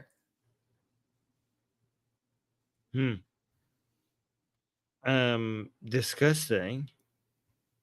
I mean, this reminds me of a lot of Islamic schools that talking about martyrdom and how when I was a kid, you know, how old was I? I was grade 3 or 2, I don't remember, right? So like maybe 9 or 10 years old or 8 years old, I don't know exactly, but we had in our school books the story of a kid our age, like maybe just a little bit older, who basically self-deleted himself in war and he became like he was introduced to us as a hero. So, and we were constantly told in school how great it is to basically self-delete yourself as in the way of Allah, for Allah, which is like weird. Like now that I think about it, how much death was celebrated. So this just reminds me of that. But we had a teacher. I had a teacher in school that cried. A grown man cried in our class about the fact that he didn't get to die in the Iran-Iraq war. Like, how old were you in that class? I don't know, like I don't, maybe 10 or 11. Oh, Jesus Christ. Right. So Malam Parvarishi they call. Holy But like cow. imagine, and people were like, oh my god, such a great man. Wow, sir, you're such a, like, it's seen as a sign of purity and, you know, sincerity in your religion that you welcome death so much. I know these are death cults. Like Abrahamic religions are just death cults. So Mhm. just keep your religion and keep your children as far away as you can. As a parent, you have to understand when your children are getting exposed to Judaism, Christianity, or Islam, you know, you're promoting an ideology to them that values death over life. I mean, if you Mhm. value the afterlife over this life, that's what you're Mhm. teaching your children, to celebrate death rather than living. Oh You're my part of god. a death cult. We were talking about this recently in terms of a Persian YouTuber that has been talking about like aliens and stuff and to like focus on that. Like anyone that tells you to focus more on like the life beyond this life, you need to treat with suspicion. Let me reiterate that. If anyone is telling you to focus on a life beyond this life, treat them with suspicion. But I want to give a little bit more context because part of the textbook says, quote, when I was 7 years old, I received the Holy Communion. I then made resolutions that I followed for the rest of my life, reads the passage, and then lists those resolutions, with the fourth resolution being, quote, I prefer to die than to sin. The quote, which is attributed to Dominic Savio, a Italian boy who died at the age 14 in 1857 and was made a saint a century later, is often translated into English simply as death rather than sin. And the animation is bringing up a good point. He's saying, wait, doesn't this encourage self-deletion, which itself is a sin? And that's basically exactly what the church defended. They were like, well, yeah, here's what a representative said. They are certainly not an encouragement to self-deletion as indicated by the context of the image used, but also by the fact that self-deletion itself in the teachings of the church is defined as a grave offense against the love of God and neighbor. So then they were like, Yeah, this is well, just an here's overinterpretation. But you're no, no, teaching this to children. Do you think children can really grasp this? Like, if no. people So wonder why Catholics have a guilt complex, I would just like to say that this is a part of it. As a recovering ex-Catholic, people don't understand why I feel guilty all the time. here's the thing. This is actually worse than this defense makes it worse, right? So what you're doing is saying that death, sin is so shameful because imagine the trauma and the guilt and the disgust people have because of Abrahamic religion as children of themselves, because of the thoughts that they're having, because of the things that they're doing. You know, what children need the most is a sense of security, a sense of self confidence, a sense of love, a sense of acceptance. That's what, you know, every time you talk to child psychologists, you know, for a healthy development of a child's brain, this is what you need. And religion does the exact opposite, right? It promotes self-disgust. It teaches you that you're worthy of torture and Shame. you are sinful, and you need to be ashamed of it. This is, you know, the unhealthiest way that you could raise a child with that kind of a mindset. But then that it goes further. So it says you are discussing because you're sinning, and it would have been better off if it's telling you that you would have been better off if you died. Like, you're better dead. right? Because you sin. That's what it's telling you. And by the way, that's not an option, because if you do that, then that's also a sin. So it just puts you in the trauma, like it's maximum trauma, maximum emotional trauma, right? So it tells you that the thing that you're afraid of, most people are afraid of, are death. You don't have that as an option, but if you had that as an option, you would have been better off doing that. Like, imagine the teaching here. Like, it cannot be any more disgusting. It's so vile. Yeah. But it's what makes the church grow, though, It's because it makes it, psychologically damaging. and I think it's psychological damaging, and it helps the church because you hurt people and then you offer them a solution to their pain. You know what I mean? It's kind of like a make-believe hospital that goes around and injures people as a way to increase its business. That's kind of what we have here, because it emotionally traumatizes you, and then as an emotional damaged person, it tells you that we have the solution to all your pain. It makes it seem as if the feeling that you have, this self-disgust, shame that you have, it's natural. It doesn't tell you that we actually made you this way. Like, you're not supposed to feel this way. It makes it seem like this is how the human mind is. This is a natural way that the human mind is. So all the guilt and shame, it tells you that that's just the state of the human mind. You feel like that because we're naturally sinful. And a lot of religious people don't understand that outside of this religious mindset, a lot of people don't feel like that. They think like this is how they're born. This is what you're supposed to feel like. But they don't tell you that we were the ones who injured you this way. We are the ones who made you like this. This is not normal. Indoctrinate you into believing within the core of your essence that you are broken, and then saying we are the only ones that can heal you. Yes. This is what like abusive partners do. No one can love you how I can love you. Right. Because otherwise you're unlovable. Exactly. This is why they always say sin is an imaginary disease, so that they could sell you an imaginary cure. Yeah. All right. Gasian American gave us a super chat. Thank you for the super chat, Gasian. It's saying, give me liberty or give me, and then insert Chinese character energy. Oh. Gasian, what is the Chinese character? You know we can't read this. I mean, I know what it is. It's death, obviously.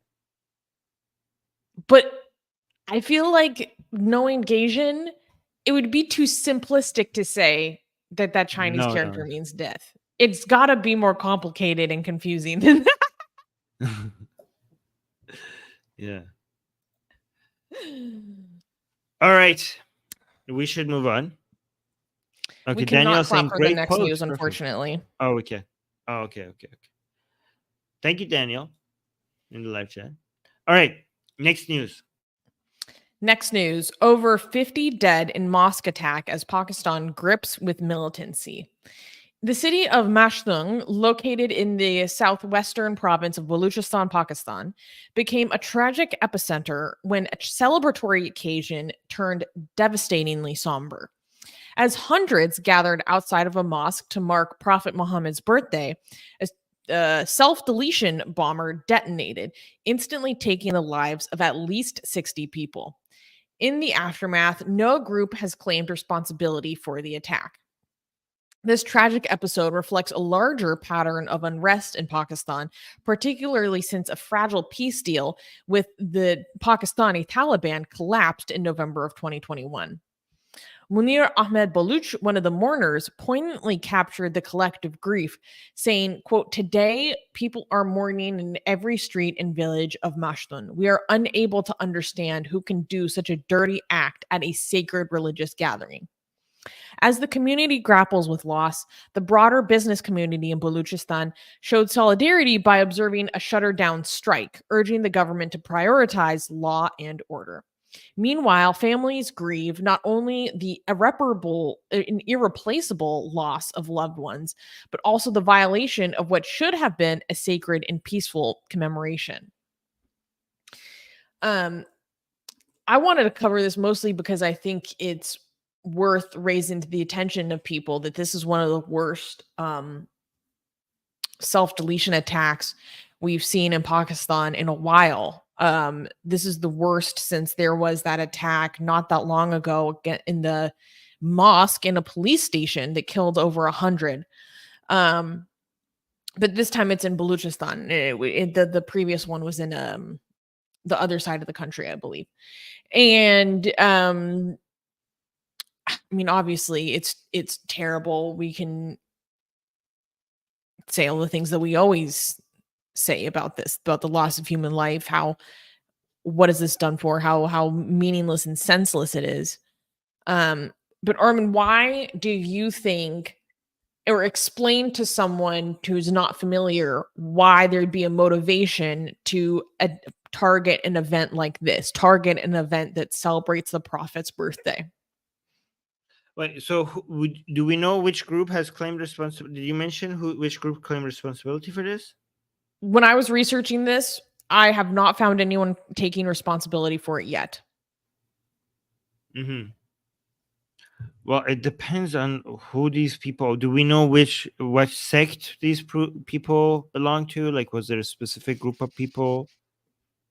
I feel like maybe Barelvi, but I could be misremembering. But what's coming to my mind based on when I was researching this is that it could be Barelvi, but I also could be incorrect. So that would be Sunni.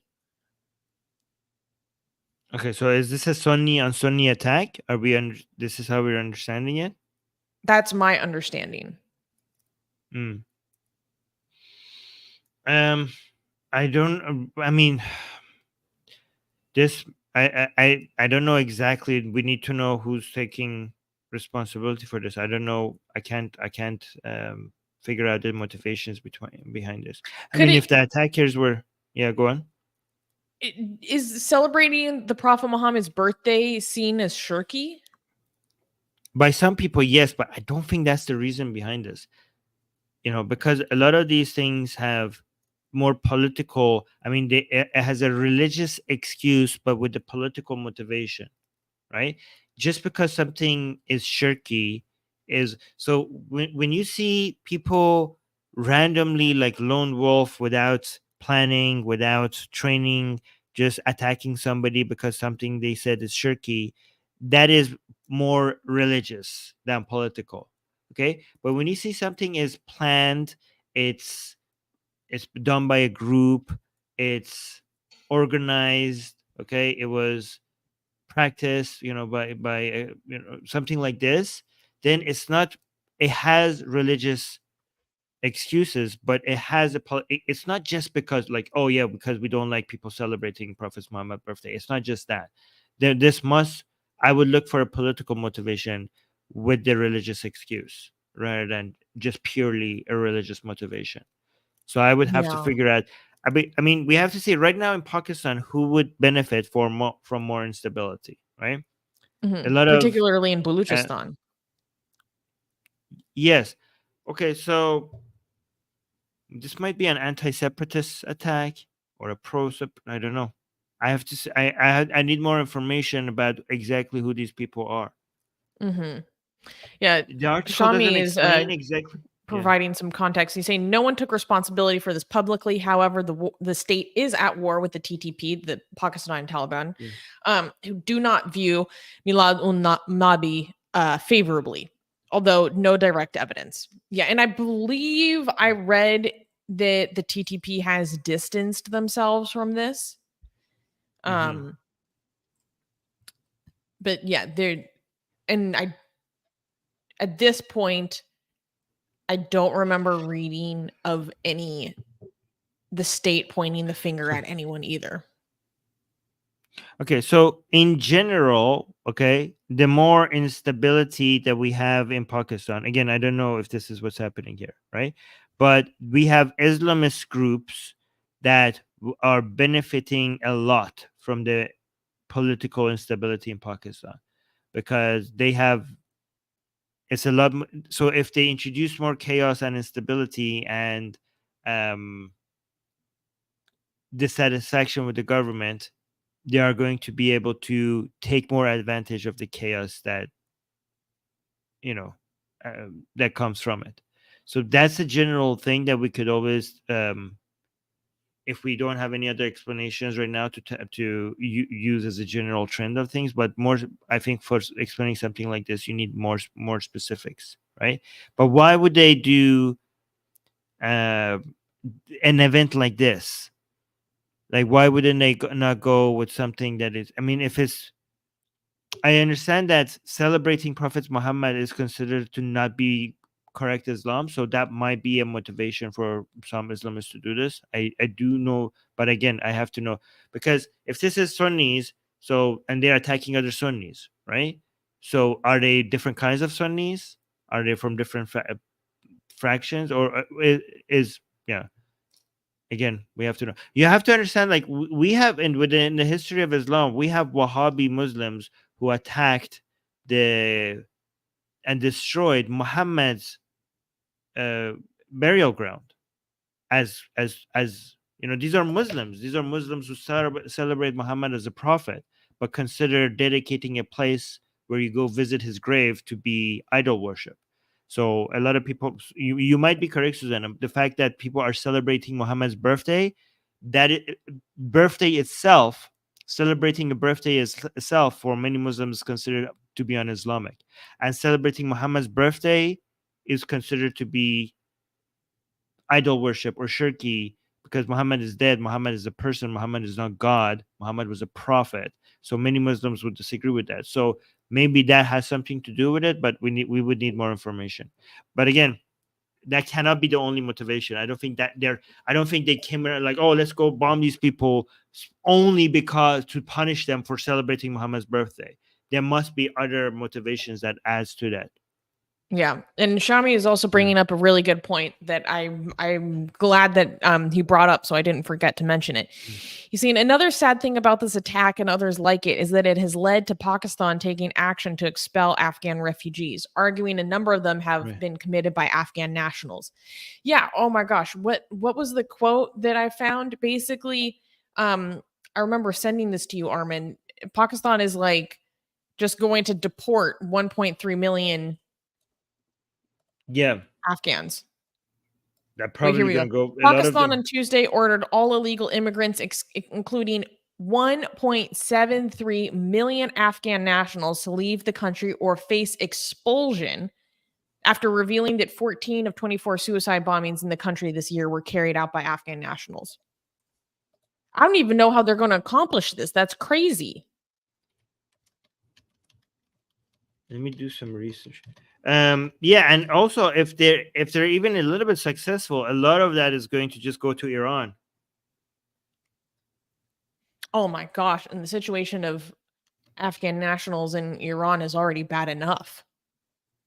Yeah, we at some point we might need to talk about that, because there's a major refugee crisis right now between the Iran-Afghanistan border, which is causing a lot of hostility between some Iranians and some people from Afghanistan. So yeah, there's a lot of abuse, a lot of racism. Yeah, and also there's going to be a lot more conflict. There might be a lot more conflict coming up between Iran and Afghanistan over water issues. So there's that as well. So yeah. Yep. Yeah. And remember, guys, water issues, you know, the entire fall of, you know, of Syria and then the rise of ISIS, the whole thing started with, you know, water issues. So just remember, taking lack of access to water has significant geopolitical ramifications, including a lot of instability and war. So some people are predicting that going forward, you know how in the past, couple of decades, a lot of wars were over oil. Some people are predicting that going forward, we are going to see a lot of war over water. As we like, for us, it's normalized for people, countries in the Middle East, especially, to have conflict over because there's oil there. We're going to say the same thing now happening because of fights over water. But let me see. The motivation behind this bombing in Baluchistan remains somewhat unclear, as no group had claimed responsibility for the attack. However, a security official suspects ISIS involvement. Okay, so especially since ISIS carried out an attack in the same area days earlier following the killing of one of its commanders. This aligns with the broader context of Pakistan experiencing a surge in attacks since November 2021, post the breakdown of the peace deal with TTP. The attack may aim to spread fear, disrupt peace, and challenge the government's control, especially ahead of the 2024 elections.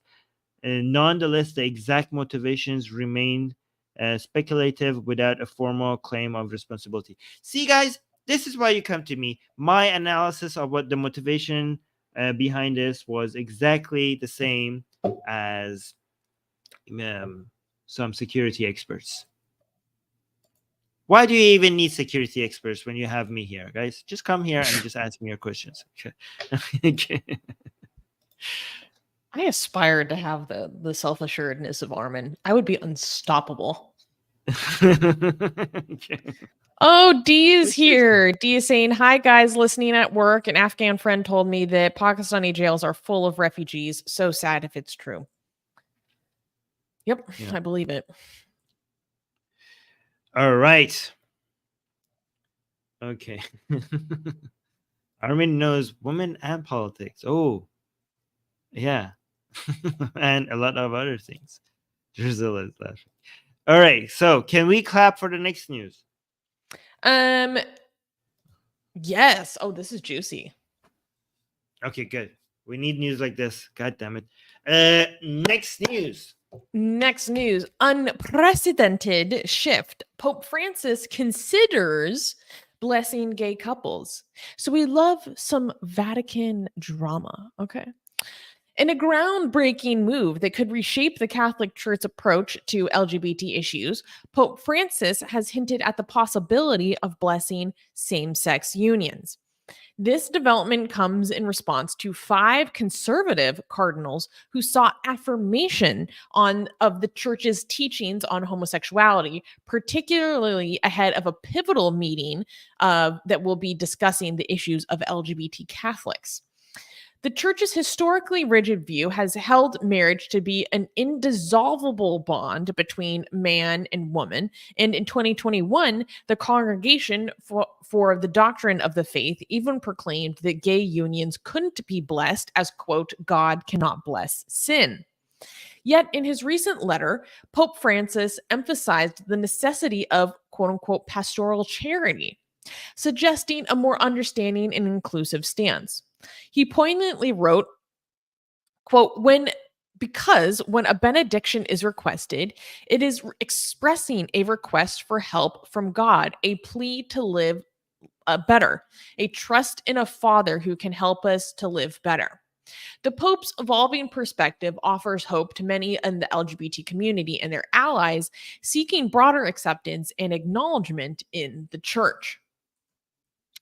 So this is pretty wild, and it's quite confusing because the whole idea is like God cannot bless what is objective sin. According to the catechism, like this is living in sin. So how can you bless living in sin? And basically, he's trying to suggest that potentially the church could consider having some sort of blessing that makes it clear that this is not marriage and that this is not equivalent to marriage and never will be marriage, but that this is love and there needs to be like charity towards these people. It's all very strange, especially as growing up as a Catholic. I'm like, what the hell?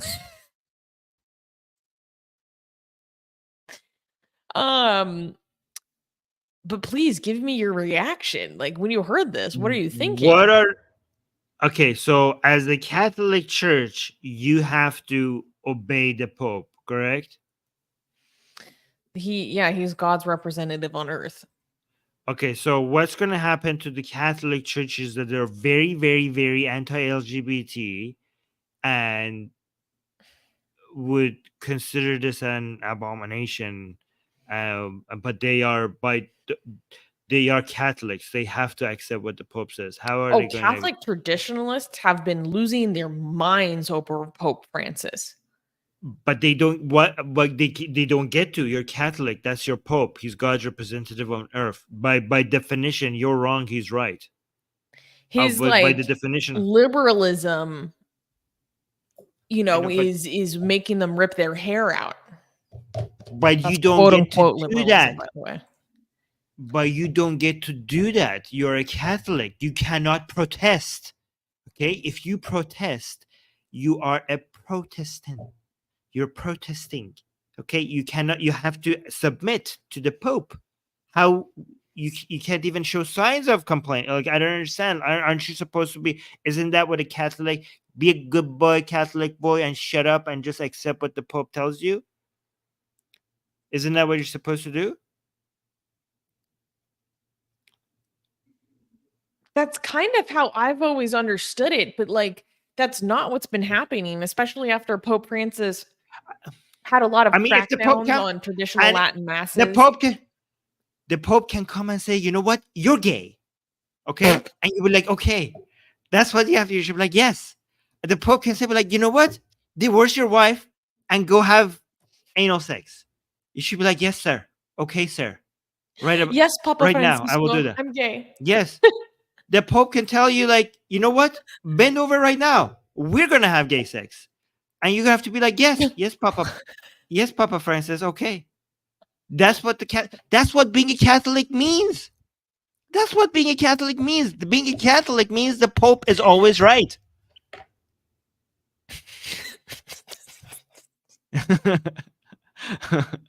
The live chat is killing me right now. Sandals, who's gay? You gay. We're all gay. Yes, daddy. We're gay.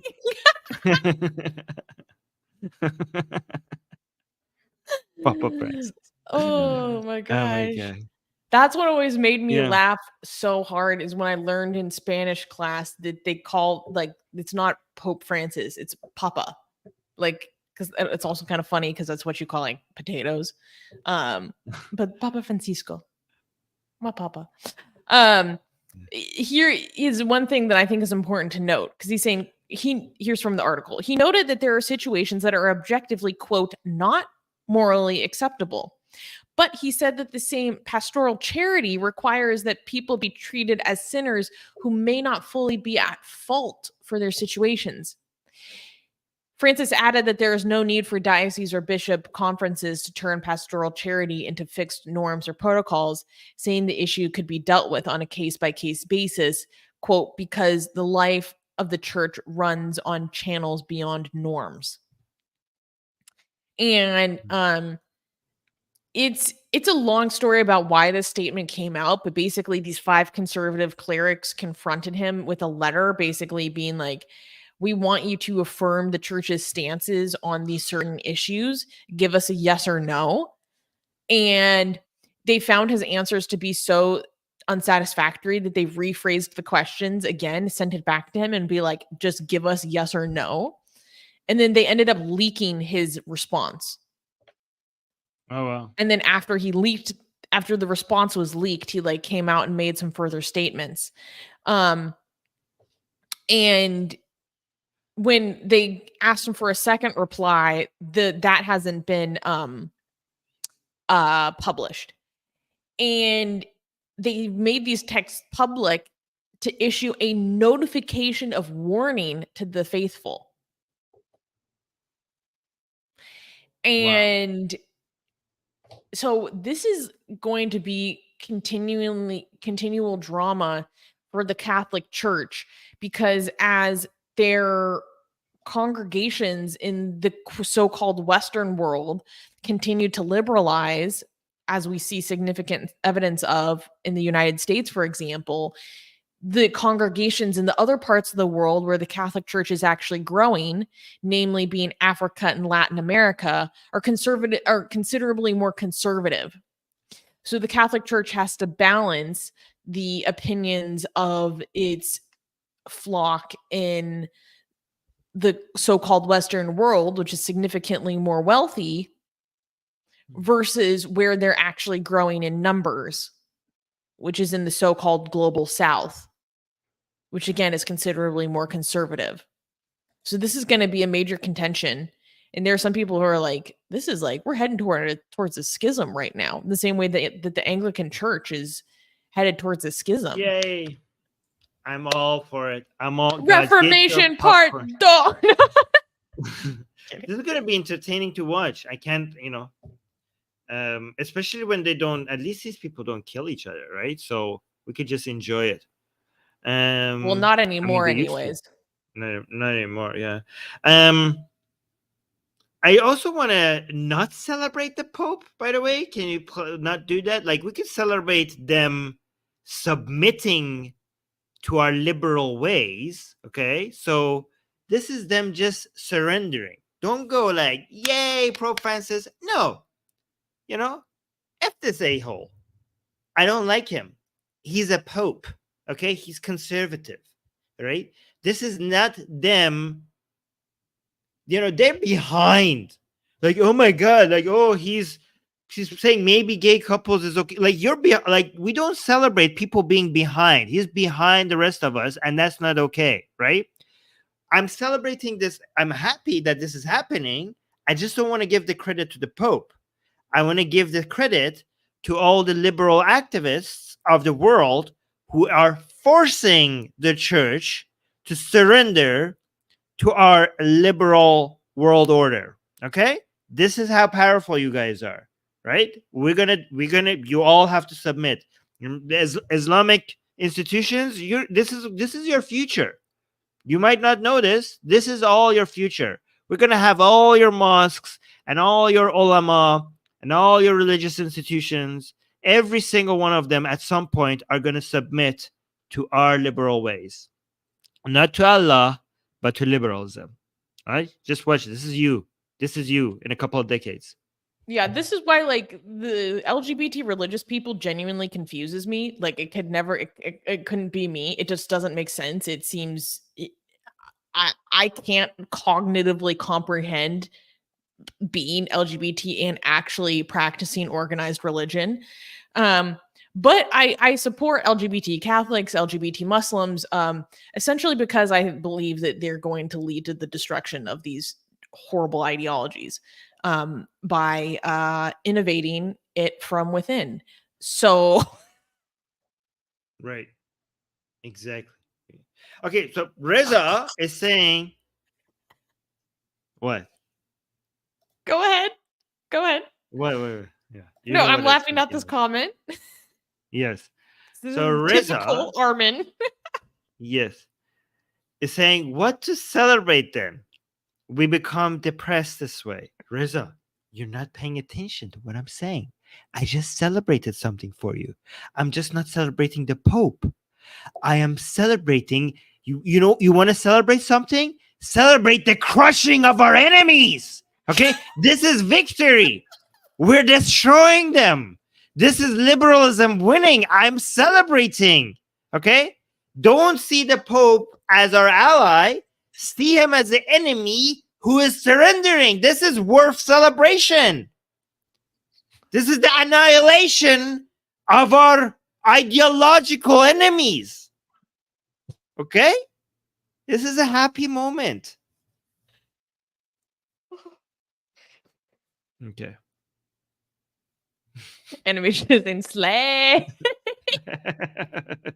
Yeah, it's not the slaying of our enemies, it's the slaying of our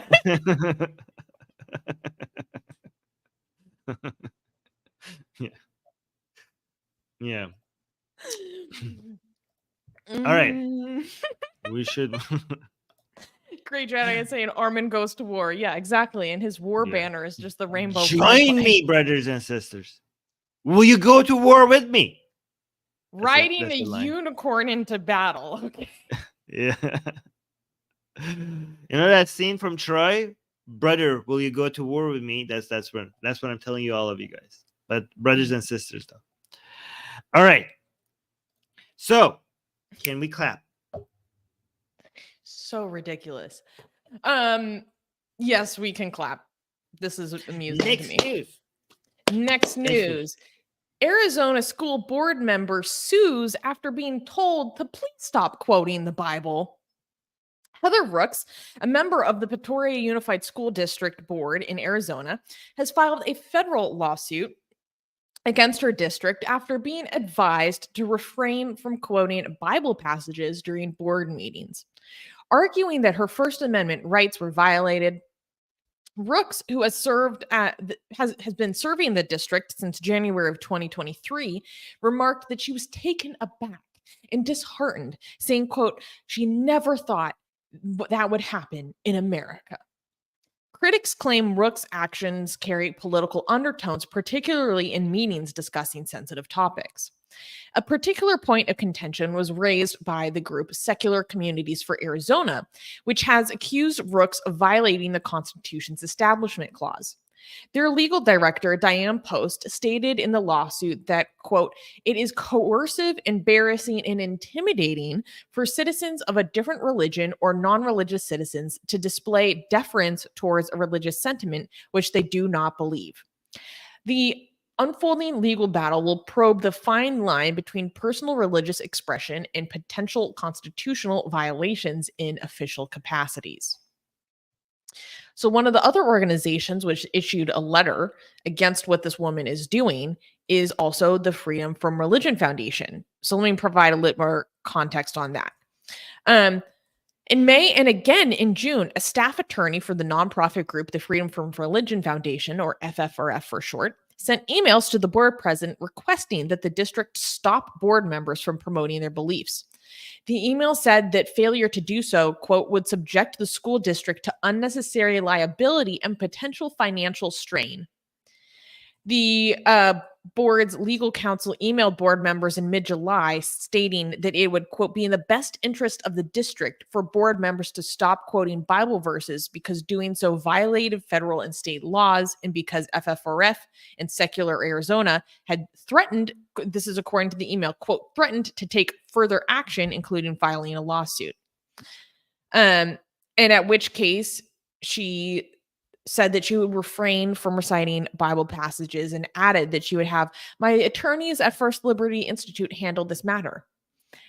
And the lawsuit, so because they asked her to stop doing this, she has now filed a lawsuit. And her lawsuit claims that quoting brief Bible passages without comment does not violate the First Amendment's prohibition against the establishment of religion, but instead part of the, quote, long-standing tradition of government officials solemnizing public occasions in this way. Wait, what? Yeah. And they're like, oh yeah, this tradition of calling upon a resource to solemnize an occasion applies to people of all religious backgrounds, not just Christians quoting the Bible. And they say that this will chill her ability to speak freely. She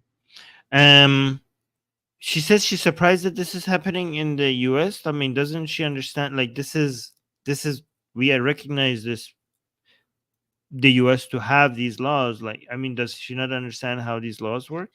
I mean, this is again an instance of Christians waking up and realizing that America is not just for them. Oh, okay, I get it. Yeah. Like, they just became entitled to Christian privilege and domination. And And do you think she would support now, as more people than ever, generation upon generation, leave religion, specifically Christianity, and demand rights and demand that other people are not privileged above them, they're suddenly realizing that, like, when their entitlement is threatened, this is how they react. I have a question. What is it with Christians and quoting the Bible? What does you think it does? Like, do they not understand that nobody appreciates it? Like, unless they're one of them. Like, it doesn't. They go around and like, oh, I'm going to quote the Bible to you. Like, why? This Then why are is you like quoting? when Muhammad Hijab was talking to Jordan Peterson and then randomly started to recite the Quran as if he was expecting Peterson to have this like experience of being moved by it. And Peterson was basically like, so why did you just do that? Yeah. You remember that? No. Yeah. It was so funny. It was He's like, bizarre. so why did you feel that was necessary? I want to ask that question every time somebody quotes the Bible. Every Christian, they come like, "Oh, let me tell you what the Bible says." Like, why are you doing this? I'm gonna memorize like a piece of literature, and I'm just gonna like quote it to you next time somebody does that to me. Who does this help?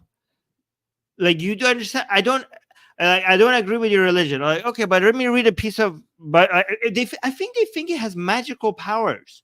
I think they think like just it's a spell.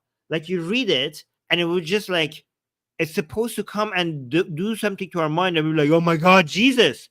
But it doesn't. I mean, it doesn't do that to people. How many times have you tried it? Like, it doesn't work. It doesn't have the magic powers you think it does. Like, for example, this one. Why would she be? Why is she insisting on quoting the Bible in these? In a board meeting, To or wherever solemnize she the does it. occasion, obviously. They At a school literally think board it works meeting. like a spell. They literally think it works like a spell. Like, it has, like, you read it, and regardless of what you're saying, it has magical powers and it does something to the environment. Okay, but if you have that belief, do they have the same belief about like the negative effect of, I don't know, devil worshippers and them coming reciting their scripture? Because what you're defending opens the door to that. I mean, what do you think this lady's policies? What do you think? Would she be for or against banning the Satanic Temple coming to school board meetings and reciting their scripture? Do you I think mean, if they I want don't to know this ban that? woman personally, but I speculate that she would want to Be ban in that. favor. Okay, but then she's a hypocrite. What she is defending opens shocking. the door to that. Oh yeah. Yeah. Okay. We need the Satanic Temple Shocking. here. Yeah. Zayd is saying we should quote the Kama Sutra. Hey, yo. At a school board meeting? Hey, yo. Okay, no, maybe not. But oh my god. I mean, they don't let actually maybe they don't let children in those board meetings. So yeah, go ahead. Yeah, you're right. I mean, is Kama Sutra considered to be religious? I mean, a lot of people consider that to be part of Hinduism, but I don't think a lot of people consider that to be religious scripture. Yeah. Her whole idea is like, hey, she basically explained that her motivation was, well, basically, I defer to the Bible to find courage. And as we face these issues in our schools and in our culture, and for the sake of our children, I want us to be filled with courage. And so it's like, that was kind of her. Well, we don't. What about the rest of us? Yeah. Like, you can't read it to yourself. Mm-hmm. You're like, oh, okay, you read it, it gives you courage. You read it to me, I want to puke. Okay, so why do I have to tolerate something that gives you courage? Go read it before you come in the meeting. Why do I have to listen to it? Oh, and the last thing I want to say to put a bow on this news.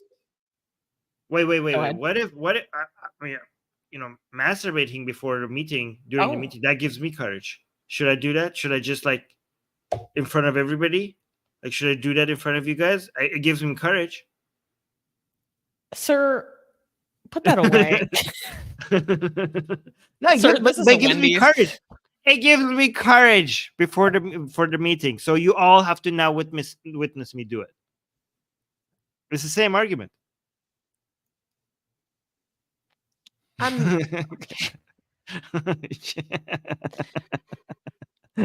There's just I mean, yeah. I'm just not going to dignify that with a response, sir. That's my point, though. Exactly.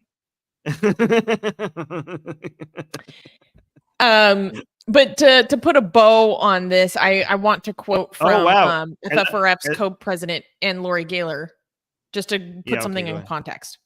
So, because I think this is important. So Anne Lori Gaylor, met her at Celebrating Dissent, lovely woman, questioned the efficacy of the suit and saying that because the district didn't even discipline this woman, there is actually no case or controversy for a lawsuit. Quote, she's suing her own school district because she disagrees with a legal opinion about the legal liability that the board is entailing if her conduct continues. Heather Rux is basically abusing the judicial resources in order to fight a culture war. So I just think that puts things in perspective, and we can leave it at that. Yeah. Seth is saying we need an emoji for Susie is done with Armin's nonsense. Yeah. And Denisha is saying, what kind of meeting are we at? Not the right one, clearly. Yeah. And I love this comment from Denisha. This is from the last segment, but she's saying, I stand behind General Armin riding on my unicorn.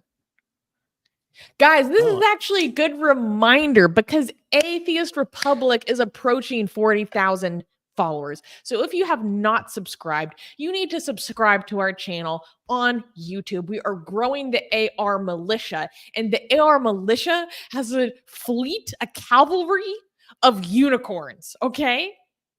Oh, we do? Yes, we do. This is official now. This is now part of our lore. Okay.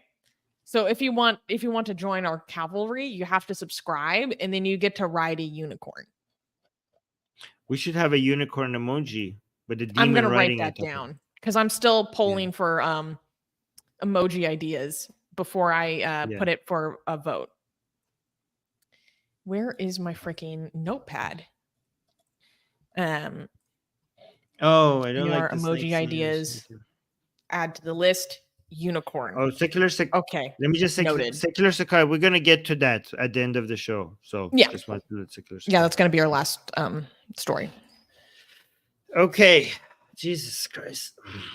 All right. Next news. We should go to next. Yeah, this is unfortunately sad, but we do have some important news to share with our community. So, Atheist Republic mourns the loss of leader Linda Tilley. Linda Tilley, a pioneering champion of human rights within the Atheist Republic community in Africa, has sadly passed away. Holding a leading role in the Atheist Republic's consulate in Durban, South Africa, Tilley's activism has spanned over a decade. Widely respected for her fierce dedication, she was affectionately dubbed Mama Kilele, or which loosely translates to vociferous or outspoken woman in Swahili. Among her numerous accomplishments, Linda notably advocated for the rights of refugees in Kenya's Kakuma camp and passionately championed water accessibility projects in South Africa. As an atheist, she sought to counter superstitions with science and reason while promoting secularism and tolerance.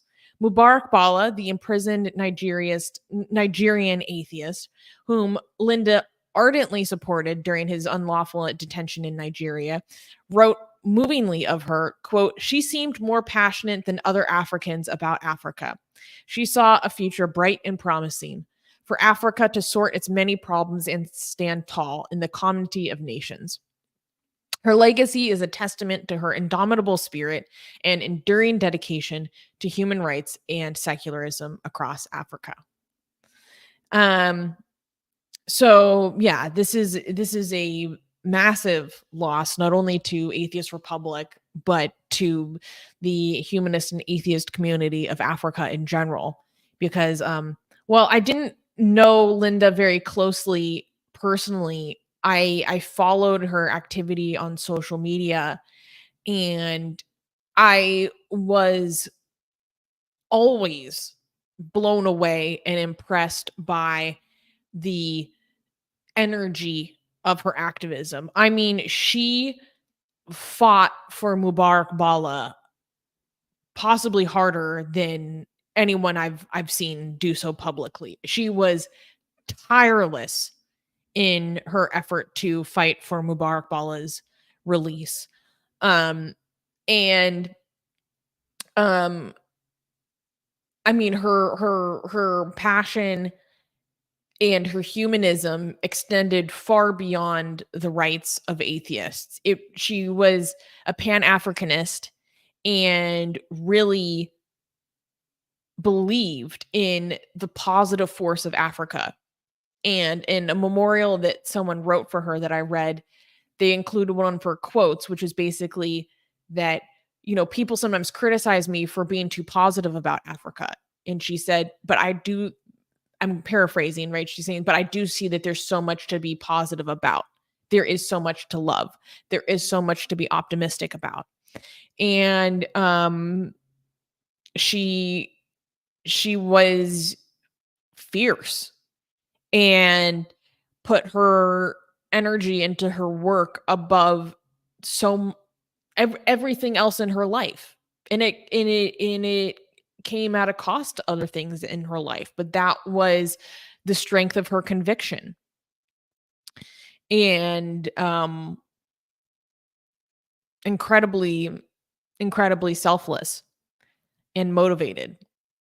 And I know that the news of her death was beyond shocking to our members in Africa, our communities in Africa, and those close to her. It blindsided is an understatement. And so I know that there are a lot of people really grieving in our community because as Dean, the leader of our South African community at large, said in a memorial video that he made for her on the Atheist Republic Cape Town channel, she had become our touch point, our resource for everything Africa. You know, it extended far beyond one region, and it extended far beyond her own country. And her loss is going to be it's going to be felt, and it's going to be remembered for a long time. So I wanted to make sure that we take a moment to remember her legacy, remember what she stood for, and not forget the causes that motivated her to give up resources and time and energy for herself, but instead give it back to other people. So we wrote a full in memoriam for Linda on our website, and you can learn more about her life and her extensive activism. I also included a video that Dean made of his memorial of her, and then also an interview that Dean did with Linda on this Atheist Republic Cape Town channel. So if you'd like to see Linda speak and talk about her interests and knowledge and passions from herself, I think it'd be wonderful if you went and watched that to remember her. And Dean also told me that Linda would hate to be identified as a leader because of how selfless she was. And it might be against her wishes, but I think she deserves to be recognized for the beacon that she was for other people.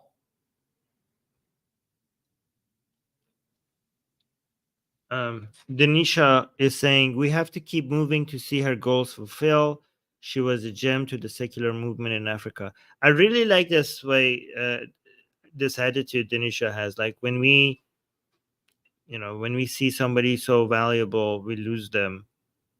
It's good to celebrate their life.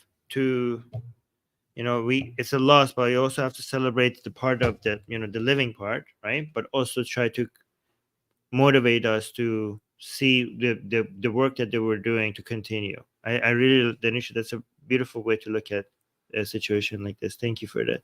And Zaid is saying she will be remembered. Linda was an amazing individual. Yeah. I don't know. Brother Sid is saying something here. I don't know if it's okay. I want to respond to that because it's disgusting. Yeah, go ahead. Yeah. All right. So, Brother Sid is saying we Christians are not like worldly people. When someone dies, we don't mourn them, but shout for joy that they are in heaven with Yeshua and Yahweh. Thank you so much, Brother Sid, for being here and showing to us what a disgusting ideology you have. Thank you so much for the reminder. By the way, guys, worldly people means people that celebrate life, because what they called worldly is all we have. It's this world, is the living world. What they consider to be other than worldly is death. They celebrate death. We celebrate. Remember this. That's what they're saying. This is why I tell you that Abrahamic religions like Christianity, it's a death cult. They say worldly as a way to dismiss, to put down what we fight for, which is life. Worldly means life, and they celebrate a shadowy world that they made up, an imaginary world, a fake world. That's what they focus on. We focus on the only chance that we get for happiness. They celebrate a lie, and they shout for joy. Look at this. When someone dies, they shout for joy. When I tell you that Christianity celebrates death, I'm not kidding. They celebrate people dying. Imagine what a insane ideology you must have, that you celebrate people losing their life. Again, remember, life is all we have. And when we lose it, they see that as a win. They see that as an upgrade. There is no way to make an ideology more dangerous than to make life seem insignificant. It's the best way to corrupt an entire people, an entire mindset of a population of people, right? And look at how they see themselves with this disgusting ideology that they have. Look how they see themselves better than us. You know, And this is the morality you are of worldly theists. people. Yeah, exactly. Yeah. Yeah. So thank you, Brother Sid, for showing us how disgusting and evil Christianity is. We need it. I always take advantage of that reminder. So thank you for that. Okay. Let's move on. So we are getting to the point where we're responding to Secular Sakai's question, right? So yeah. All right. So next news. Next news. Okay, like I told you guys, we will be giving you guys continuous updates on our fundraising and membership drives. So Sakai earlier in the show was asking, can we get an update on the number of monthly PayPal donors? And for those who maybe don't remember or people who are newer to us, why is this important? This is important because Atheist Republic recently has had a lot of financial difficulties, and I had to make the difficult decision to lay off the people who do the write-ups and are writers that help support this news show. And we want to bring back that programming to the fullest capacity because it helps this show continue. It makes this show, our news show, our podcast more rich. It helps with the research of this show. And we want to make sure that this show, as well as the information that we provide on our news site, is back to the quality that you guys love and appreciate, right? And so to do that, we are pushing. I have determined that to bring this back into the quality that we need and that our community appreciates, we need at least 50 $10 monthly donors. And I have set up a oh, by the way, Armin, I updated the sheet so you can show this. Okay. I've set up a monthly donor drive that we can do through PayPal. And we have been seeing a very amazing response from it so far. Oop, there we go. And we have right now, we have 14 out of 50 towards our goal. 14 out of 50 monthly donors. So we are almost a third of our way Wow. to our Are you goal serious? already. And we only Wow. started this about I don't know, a week and a half ago, 2 weeks ago. And so first of all, I want to say a giant thank you to everyone who has become a member. Like, you guys are what keeps this show going.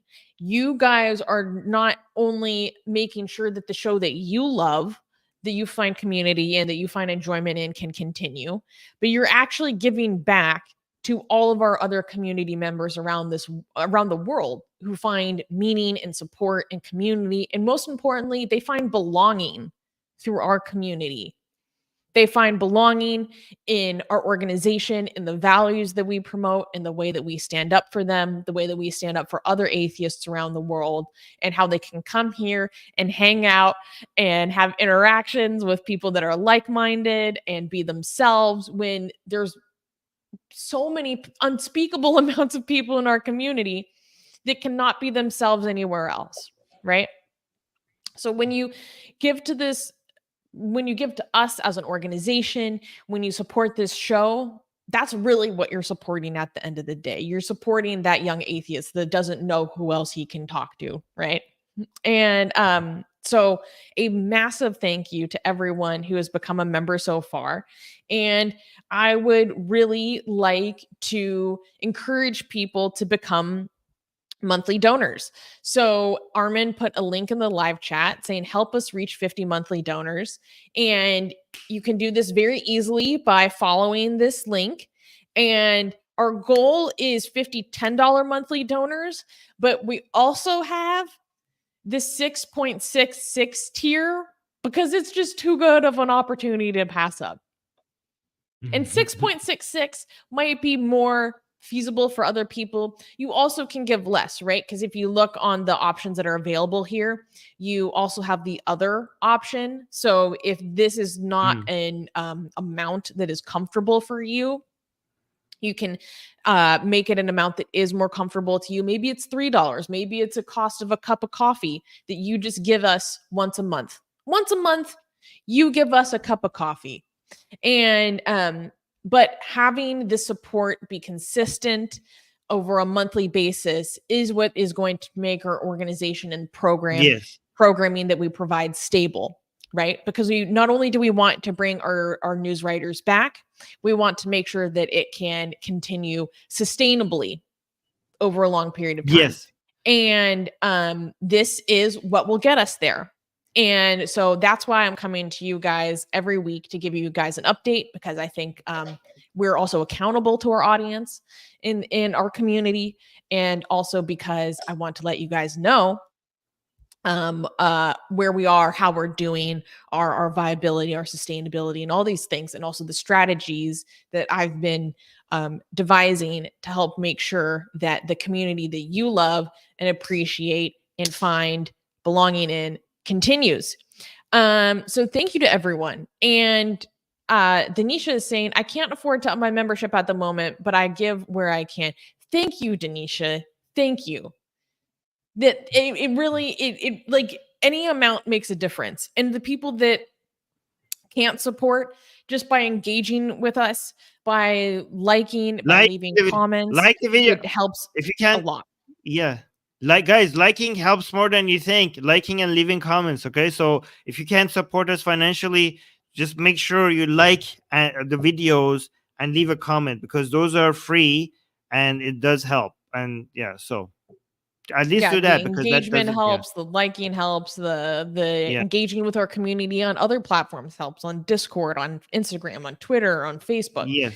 And recommend our channel to people. That helps a lot too. Like, go tell people that they need to come and check out that doesn't cost you anything and really helps us. So please do that. Thank you. Yeah. And look at this. And I love this comment by Ion. He's saying, I will support as much as I can. I've been part of this family for more than 3 years. I love it. Thank you, Ion. That makes me smile a lot.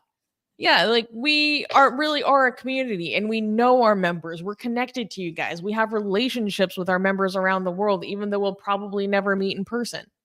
And that's extremely meaningful to a lot of people, especially the young people in our audience who face a lot of difficulty and a lot of rejection, a lot of isolation that can be so psychologically damaging.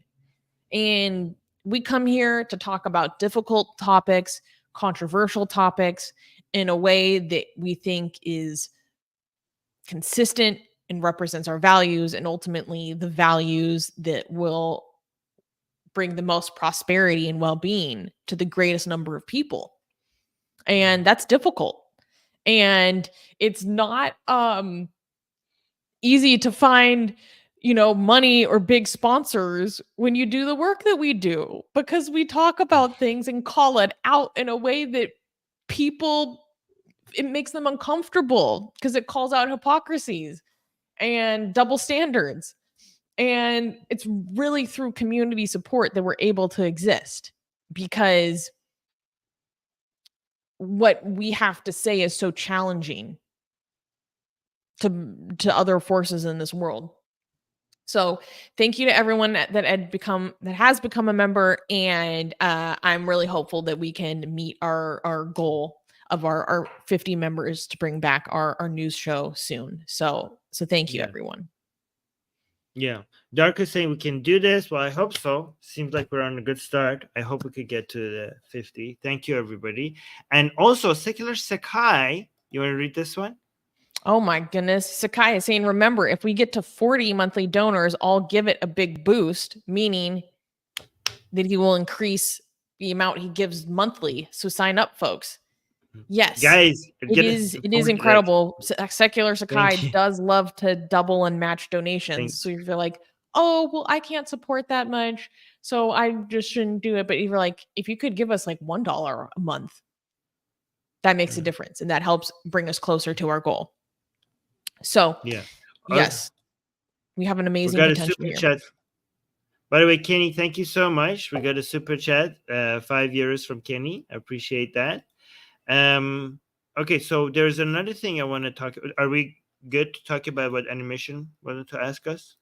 Yes, go ahead. Okay, so Animation is saying, why doesn't AR upload these bits as reels on Insta? We want to. We don't have enough editors, and we can't afford to hire editors. But here's another thing you could do. If you know video editing, you could volunteer, and if you can't support us financially, you could, if you have some free time, we want to take 1 minute videos. Like, so every news segment, guys, we have a big Instagram account with 150,000 followers, and we're not using it very effectively. We want to basically cut 1 minute pieces of our news segments and post it as reels, as shorts on YouTube, and as reels on our Instagram. But I don't have time to cut those 1 minute parts. Like, the part with Susanna at the beginning when she's like talking about summarizing the news, we want to take 1 minute of that and turn it into a reel and post it on Instagram. That will massively boost our channel will grow, because a lot of people from our Instagram has a lot of engagement, and they will see that we have a YouTube channel, and they will come from Instagram to YouTube. So that will help us a lot. If a video editor, just join, there's a link in the description for volunteering, and just click on that, and especially the video editor option, select that one, and then after a while I'll be in touch with you. And if you could, especially if you have video editing skills, that would really help. It's not that hard video editing, like it's basic cut and paste. I have training videos explaining what we need to do, so I could send you the training videos so you can see what we need. So, but thank you for reminding me to tell people. This is all part of like a long-term plan that I've devised, right? That will ultimately bring us towards more stability. Like, we need to get ourselves to a place where we have more money, and with more money we can hire more people to take on the social media editing, the social media management, and then we take on the editing, blah blah blah. And each of these things, step by step, will get us to a more stable place and further growth. But we need support to get us over these initial obstacles that can get us the resources and tools that will then be able to grow or reach, that will then bring back a return. Yeah. So I have a step-by-step vision. Yeah. You have, Susanna has a big picture plan about where she wants to take Atheist Republic. So that's great. But Animation is impressed that we saved his or her question from the beginning of the show till now. It's like, oh my God, you saved the very first question. I love to share all your reels. Well, Animation, I don't know if you have video editing skills. If you have, like, consider coming in and volunteering and helping us with the reels. All right.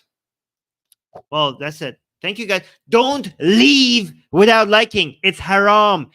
You are not allowed to leave without liking the video and also leaving a comment. Leave a comment once the show is over. That really helps boost the channel. So thank you for that. Okay, cool. Anything else? I have another show, by the way, now. Thank you, everyone. Love you. Bye. See you next week. Bye. Bye.